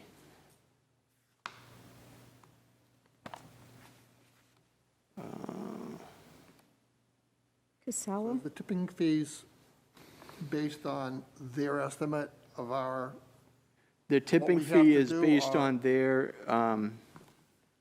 their tipping fee of $84 times our estimated, so it's, Tonnage. they're using our numbers. yes, I'm Okay. using our numbers from this past year. Okay. So then Casella has 3 different options. One of them was a manual option, and then the last 2 were automated. So you can see I did similar breakdown. They actually have a base rate for trash and recycling. Their tipping fees, they gave us tipping fees for 5 years, so each year it's going to go up from 84 to 87. So it looks like about $3 or $4 per year per ton. But we would be locked into that rate for the whole year. Their recycling, they do, they only gave me the number for, or gave us the number for 1 year. So again, that's going to be a annual review for the, is it annual or monthly? No, I think it's a monthly adjustment. A monthly adjustment, yep. Yeah. So if you look all the way to the right, the totals are, for the first year, it'd be around $900,000. That's including your trash and recycling. The second option they have here is an automated option that includes your cart pricing. So if we wanted to potentially lease carts through them, they would provide the carts. That brings the price down a little bit, the overall price, so But they would own the cart. they would own the cart. So That's good. residents would be, if they want an additional cart, it would be on the resident to pay the additional $125 for the cart itself. And I think you have 2 options of the size of cart we would go with, either a 64-gallon or a 96-gallon. The last option was an automated without the cart included, so that's just base numbers with, if we were to go out and get our own cart proposal from an outside vendor, so. And then there's a table underneath that talks about the bulk collection. So if you went to an automated option, the bulk collection would be an event type situation. So you'd set up like we did with Waste Management a few years back, or 10 years back by now, but you'd have bulk cleanups twice a year. So we'd have to do something like that. And the tipping fees are broken down for that. And then your white good collection as well. But that doesn't roll into that final cost. I didn't roll it into there. It's just there for if we wanted to set up these type of events. This is what we're looking at for, we'd have to pay for a truck per hour. And then we'd have to pay for a higher tipping fee rate per ton for the bulk collection. Right. And then Waste Management, they gave us 2 options. One was a automated collection. with a 96-gallon bucket. And the fees for the cart were included, and they only gave us 2 automated options. So the first option doesn't include recycling, but they said they would work with us on trying to figure out a good recycling program. The next option is a 64-gallon cart, and this includes the recycling option. Now, their recycling would be on a weekly basis as opposed to a bi-weekly basis, so it would be trash and recycling every week. Every week, Yeah. okay. And the cart prices are included in those total numbers. And again, that we would be paying for a lease rate, not, we would not own the cart. We would not own the carts, no. And then the last column in here includes, there was an additional fee for the collection of the dumpsters at the current location, so that's just added on to the end. The other proposals didn't have that because it's just included with the tipping fee, so. All right, wow, pretty comprehensive. Yeah, so the first page is really just a summary, and then each page after it just has the numbers broken out per company.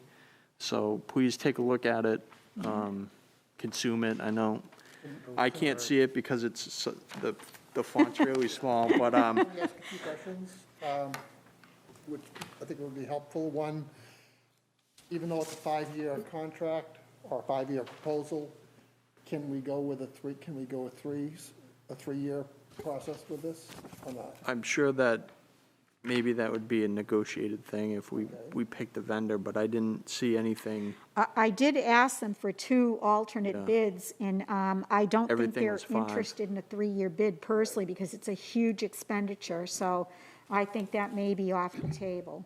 So the reason why I asked that question is it has to do with the carts, whether we purchase the carts and they're owned by the town, and when we go to change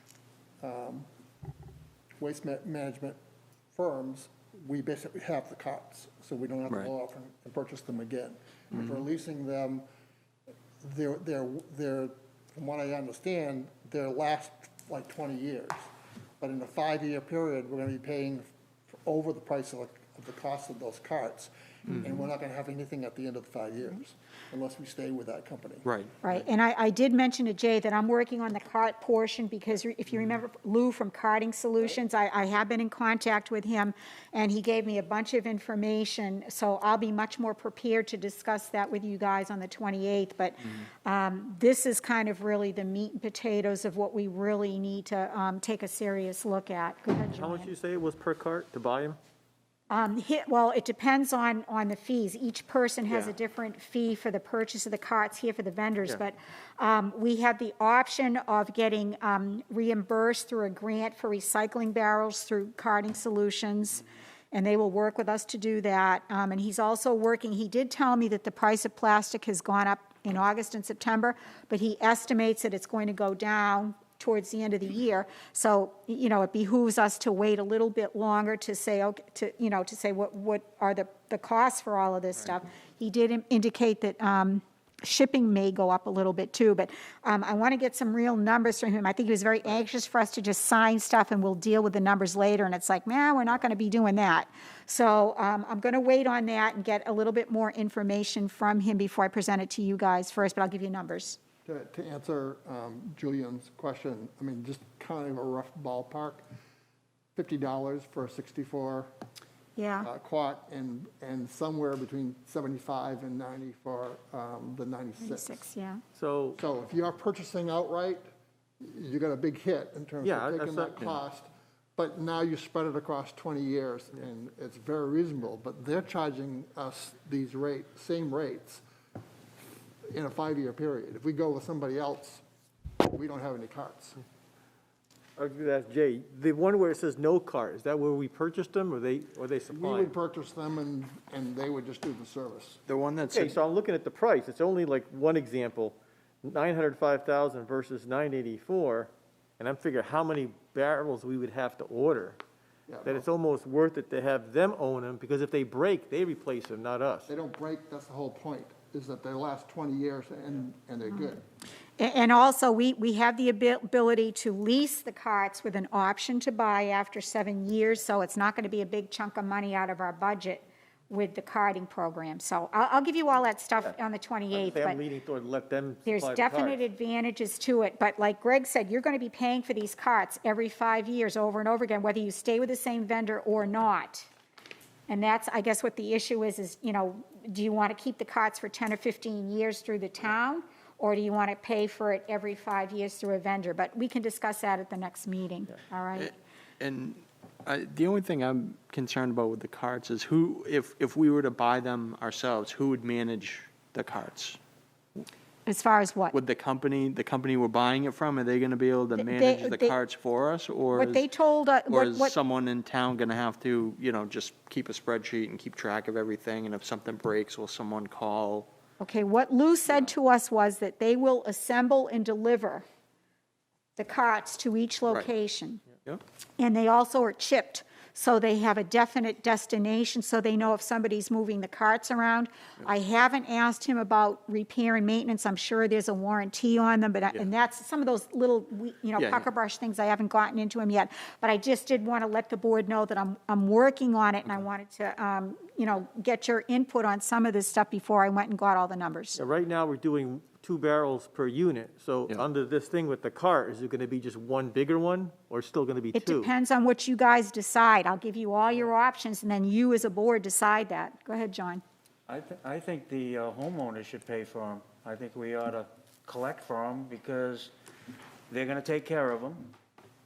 And if they move out and these barrels disappear, we don't have to chase them. Whoever moves in the house. The problem with that is, John, is that the barrels have a chip in them, so when they bring them to another town.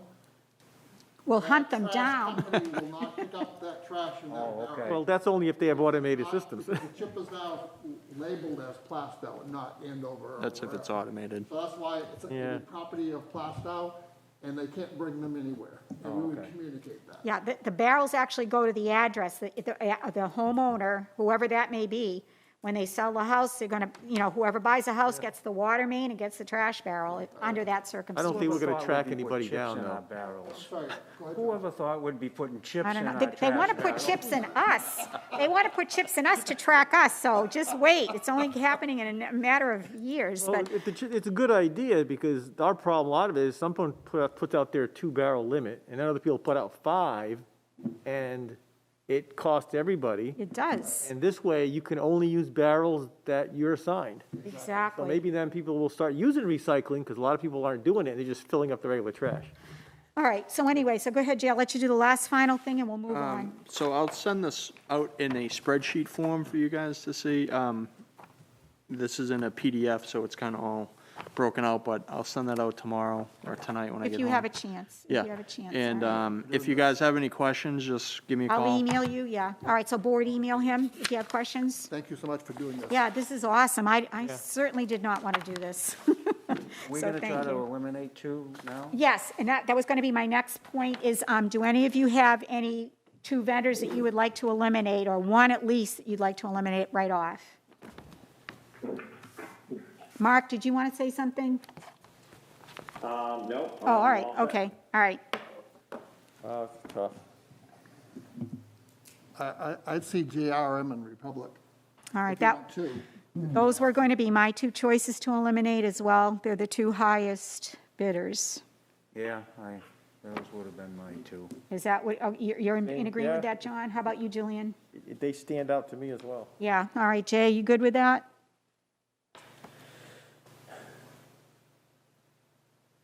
Yeah. You're very tentative about that. What do you, What else were you thinking? I just, Sell it back. well, they're obviously the seems 2 to have it. most expensive, but, you know, those numbers, yeah. No, I'm fine with that. It's just, Are we missing something on the no, numbers? you're Because not you- missing anything. I just No. wasn't prepared to take any off the table until we had our final discussion, but I'm fine with taking JRM and Republic off. and the only reason I'm asking you to do that is because I don't want to send 4 RFPs to Sumner to review you know, only if he's going to discard 2 or 3 of them. So with your permission, I will forward the 2 RFPs from Casella and Waste Management to our town council for review and advisement. And hopefully he'll try to get back to us on the 28th. And we will obviously take into consideration his opinions as to, you know, the legality and whether our town is being properly represented, okay? Because he's an ace at this. Can you give us an idea when you think we could put on the agenda for the cart discussion? I will put it on the 28th, Okay, yes. great. I already have tentative feelers out, but I just wanted to make sure you guys wanted to move forward with 2 of the RFPs first, and then we can take care of the carts, because those are really going to have to come kind of after the fact in a Yep. way. Yep. So I'll make sure I have that on the agenda for us for the 28th Great. as well. Awesome. All right, so go ahead, But- Kind of Jimmy, in this before we... consideration, I'm looking at, let's say, Waste Management as the example. Yeah, They have they have an extra fee for dumpsters. well, and that's what we Yeah. have to take into consideration, exactly. And that, thank you for You have no breaking all that control over stuff out. dumpsters. The, Don't control, like, Hold on, John, go ahead, Jay. let Sean go. All right, go ahead, John. does this take in consideration the dumpster we pay for at Paula Quinn's apartment? That's a detail that I honestly don't know, but if the town is currently paying for it, then that's included in the purchase price, because when I did out the RFP, I told them how many yards of the yardage of the dumpsters and how many dumpsters. So, yes, if the town pays for it now, then the new vendor would pay for it as well. Go ahead, Jay. So just the other thing to consider here is, I don't want to rush anyone, but we need to make a decision. So the sooner we know, some of these companies will charge us a rental fee for equipment if they don't have equipment Yeah, ready for us when our contract kicks in. So the sooner we can make a decision and they know, the sooner they can start lining up their equipment. Yep.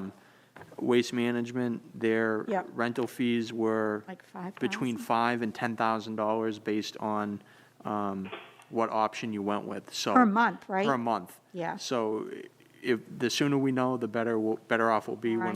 when we execute, so. So I'm, Is June 30th? June 30th, a JRM contract 2021. ends, so I'm going to tell you, if we can make a decision at our next meeting, that gives these guys 9 months to put this together, and I personally have no intentions on renting trucks for them. That's plenty of time to do that if you should choose Waste Management. That All was right, one of that's the just reasons my we started opinion. the process so early this time.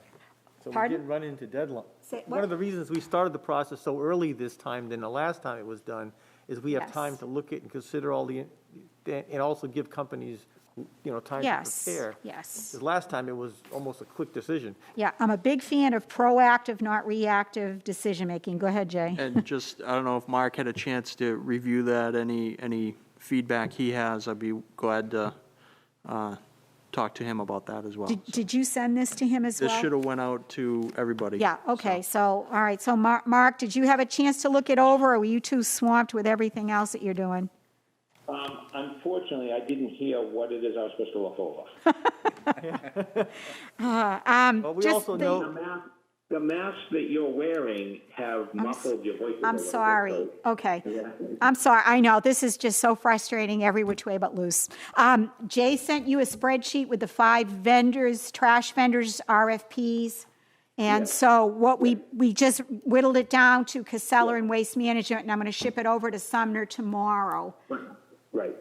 So my discussion with you, Madam Chair, or my suggestion was that we go over to Sumner, because the devil's in the details. Yeah. And I shared with you, and I'll share with the other board members, it's been my experience that the trash people like to give you their contract, and they want you to sign their contract, and that's not really a good format. I think that the town ought to be the one writing the contract. We may have input from them, but the devil's in the details, and I don't think we want to just be signing a contract, because buried in the details will be something that will come back to bite us. Yep, exactly. Okay, so if we're done with this discussion, what I would like to do is, I'm guessing you do not have a town manager's report. You do. Is it something? I'll make it quick. All right.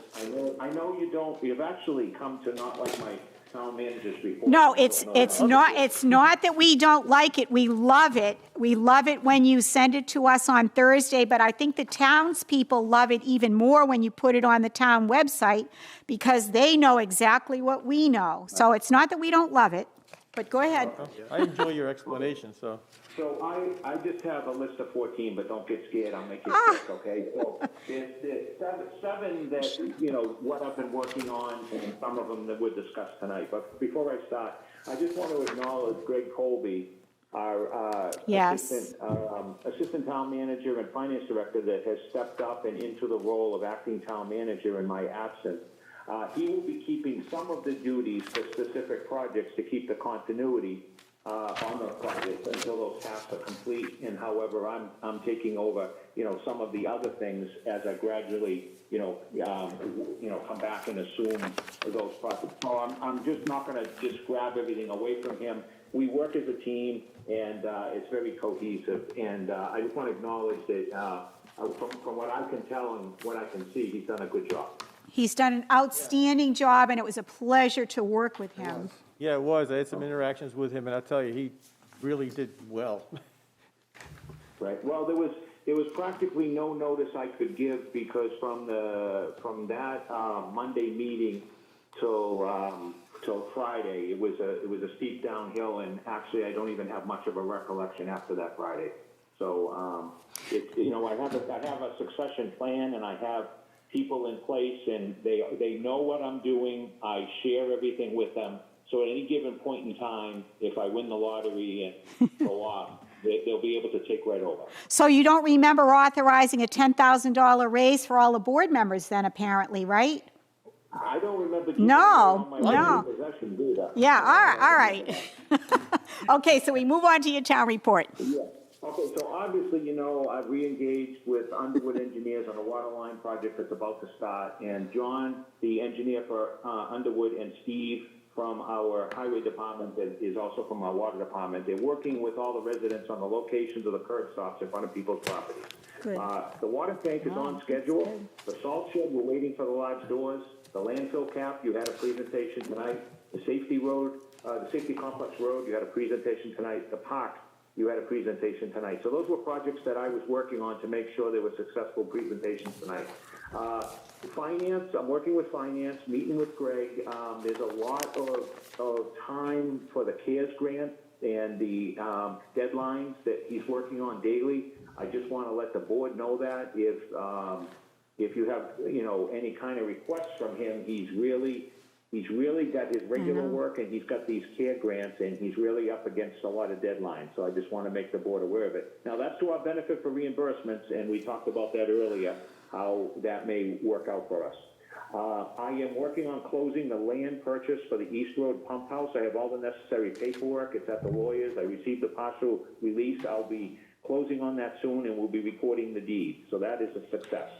Hawk, I've entered into a contract with Hawk to fix a fire hydrant at Route 125 in front of Market Basket. It's been out of service since a vehicle accident. It will be covered by the vehicle accident insurance claim. Good. So that needs to be fixed and up working real quick. Did you have a question?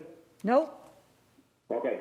I'm working with the highway supervisor, the finance director, anticipating what we talked about tonight about a funding plan for September 28th for the elections.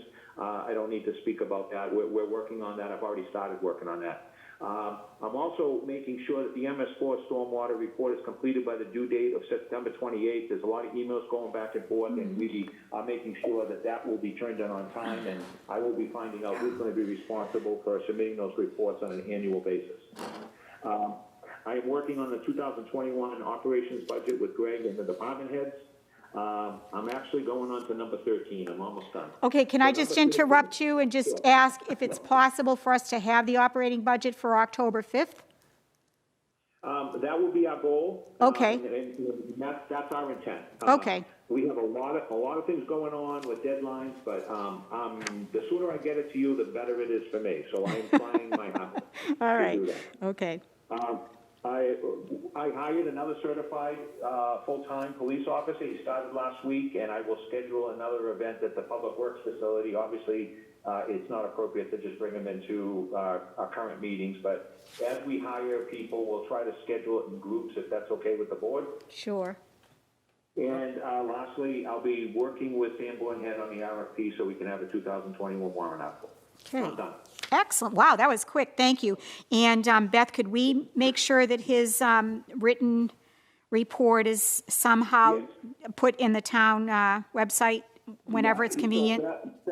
Beth certainly couldn't write as fast as I was talking. Beth, I have an outline for you. I can give to you tomorrow, so I should have told you that at the beginning. All right. So I'm sorry. All right, no, that's fine. Thank you. And also, I just wanted to make, I hope, yeah, it was from you for, as far as a drought update. Did you want to just speak very briefly about that, or not? Oh, the drought? You Yeah, talking to me? yes, sir, yes. Well, the southern part of the state is in a drought. We're a little bit different than the municipal water customers, the way they have another supply, or like, say, Salem is drawing down Canopy and so forth. It's everybody's individual wells. So the state has encouraged municipalities to encourage people to conserve water. Obviously, and I mean, I have wells. I have a well here at my house. I mean, I'm not going to be out watering the grass if my well's going to go dry. So it's self-serving to conserve the water. So everyone knows we're in a drought. It's to their advantage to save their water for inside purposes, not outside purposes. Okay. All right, yeah. And obviously, it's kind of too little too late to be issuing a drought mandate now anyway, so, all right, but everybody should be aware of the water situation. Go ahead, As far Julian. as the drought thing, I don't think you can assume everybody knows that we're in a drought. But is there a way we could put that on our website and also to maybe use some of the It's on. signs saying, She said it's on there. Denise put it on today. one of the, if we sent still out have today. flashy signs out, just to remind people, yeah, we are in a drought, because I don't think they read, everybody doesn't go to the website and all that. That's true. And people may not be aware, and every last little person that saves a little water will help the overall if it gets Sure. worse. Sure. Because once the table goes down, you can't Yeah, it just doesn't replenish get it back next up week. easily. Okay. All right, so if we're all set, thank you for your report, sir. And I'm just going to go on to two other items of business, recent business. In your folders, you have two letters. One is from Hoyle Tanner, and these are the engineering firms that are going to be working with DOT to do a traffic calming study from our library to about the railroad tracks on 121A. And so they've asked the board if there's any specific items that you wish to address with them, such as, I think they said stone walls or water table issues or any antique houses or whatever it is, issues that they need to take into account before they start their engineering. And there's a bunch of questions here for you guys. So if you want to look it over and you want to get back to them directly, please feel free to do so. Did you have a comment, Jay? Go ahead. I read through that, and one of the things that, I don't know if they can address it with this, but it's where the road crests up around, I think it was at Pollard and Center Circle, where Pollard School is the pavement comes Yeah, up we did really talk high. about And I know that. in the past, I think Mark has talked about Yep. when they did the Safe Routes to School, trying to cut that down, but is that something they can try to address with this study? We did discuss that because Julian and I were on that panel. Go ahead, Julian, I'll That let was you what I was talk to bringing it. up. We had Yeah. an online meeting. Yeah. Considering this project, and we got to express a lot of concerns, and that was one of the concerns that was brought good. up. Hoyle and Tanner was in on that, Yep. DES was in on Yep. it, the Department of Transportation was in on it.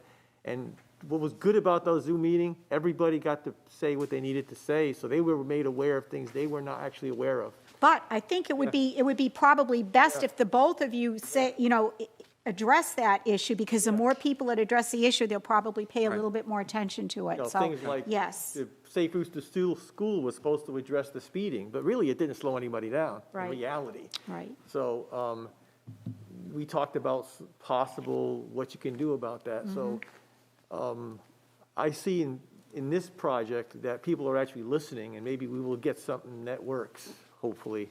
Right. It was even sidewalks were brought in. Everything. All kinds of things were brought in everything, that right. discussion. So please feel free to talk to Hoyle Tanner directly about this stuff, and they'll incorporate that into their plans. They even Together an they email. even brought up right on video Remember, we talked about the telephone poles and how they were I impeding know. the sidewalks. Yep, And they pulled everything. it right up on the screen from Google Maps, and, oh yeah, look at that. Yep. You can see the big dig outs and the dirt and the sidewalks blocked Yep. by telephone poles, and says, there's no ADA access around this pole. Who's right. gonna fix the sidewalks? Right. So, All yeah, right, so a so lot of anyway, things came up so, at that meeting. so It's great. definitely, yeah, give them feedback, and I'm sure they'll appreciate it. So the next letter that you have in your folder is from the DRA, and it's a compliance issue pursuant to our famous MS-60. And so Jamie Dow, who was our account supervisor, is saying that she has not yet received copies of the MS-60 of the locally elected auditors' reports. The 2019 report was technically due March 1st of this year, so we're out of compliance with that. So with the board's permission, I would like to email our town elected auditors and request that they complete the MS-60 by the end of November. That'll give them 2.5 months to get all of their paperwork done, and it'll also give the board a couple of weeks to review it for accuracy and completeness before we submit it to the DRA. So if you guys are okay with that, I will send out that email tomorrow. I just gotta go, why, since it hasn't been done in all the years past, and suddenly this year, we get a letter? Well, because, exactly for that reason, because it hasn't been done year after year after year, and we have to get back into compliance, and we have to do things the right way, and that's exactly why this letter came in. Okay. So I will take care of that, and hopefully that our town elected auditors will complete that MS-60, and we will go from there. So if there's nothing else, do you guys have any selectmen reports that you'd like to talk about?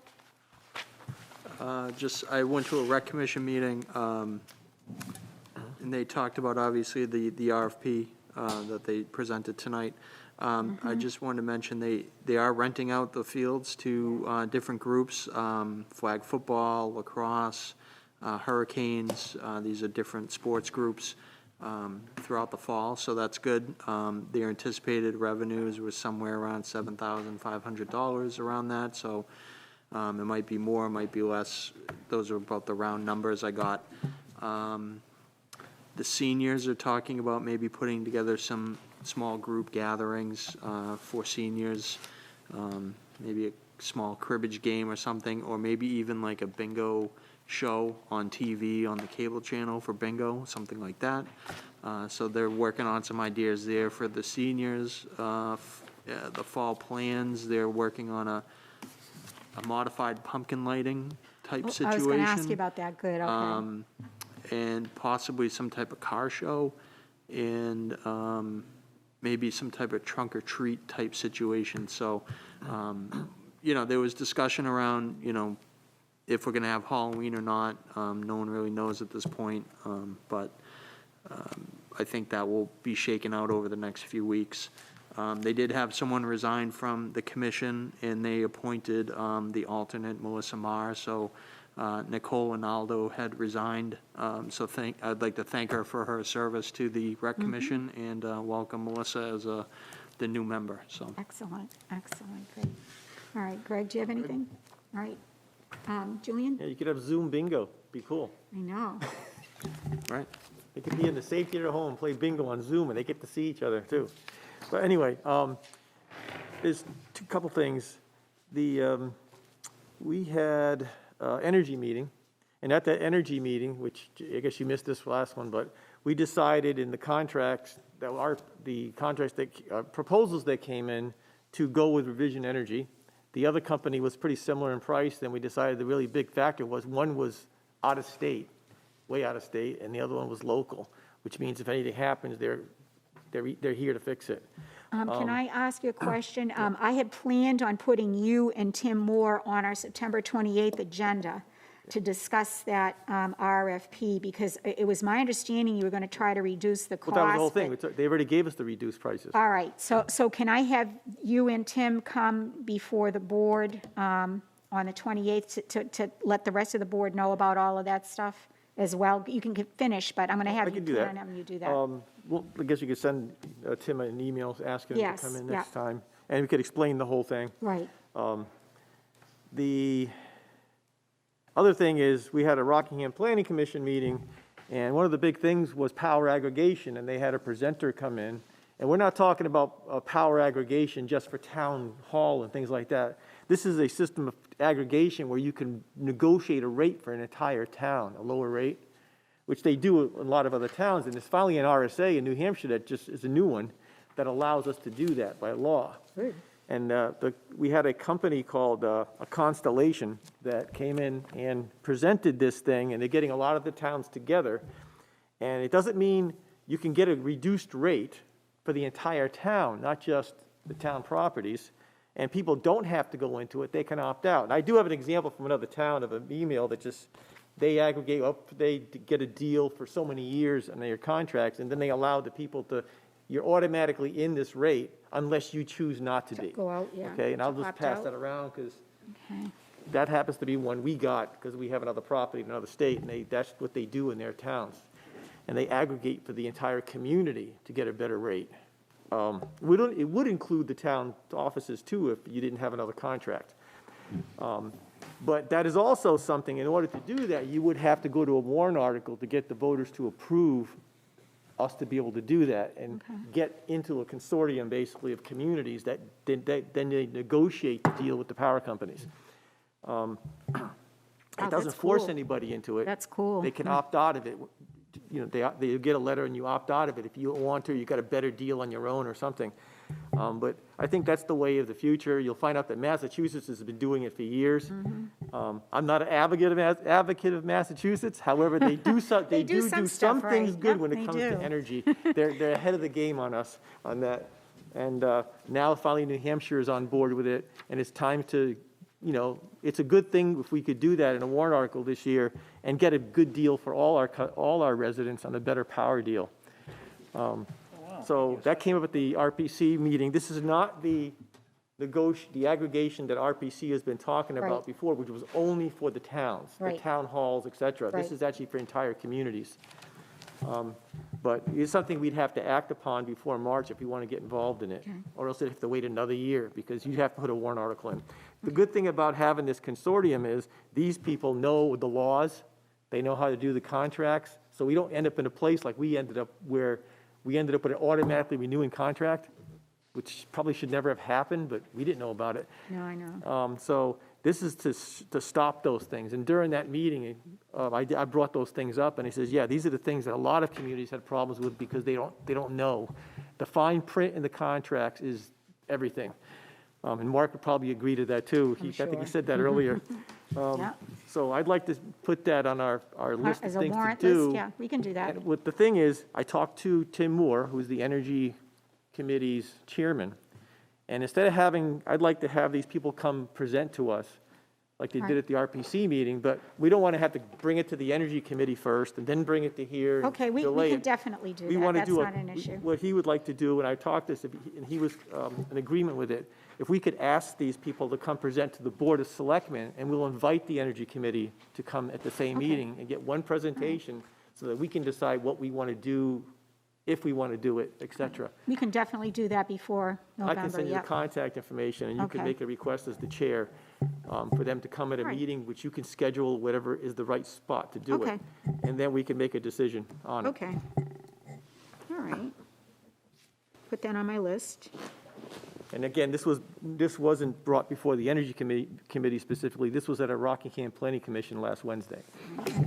All right, are you done? That's done. Okay, John, you have anything for us? Nothing to All report. right, and I just went to a planning board meeting, very quick, no, major discussion. So if there is no more business to attend to, I will adjourn this meeting at 8:52 PM.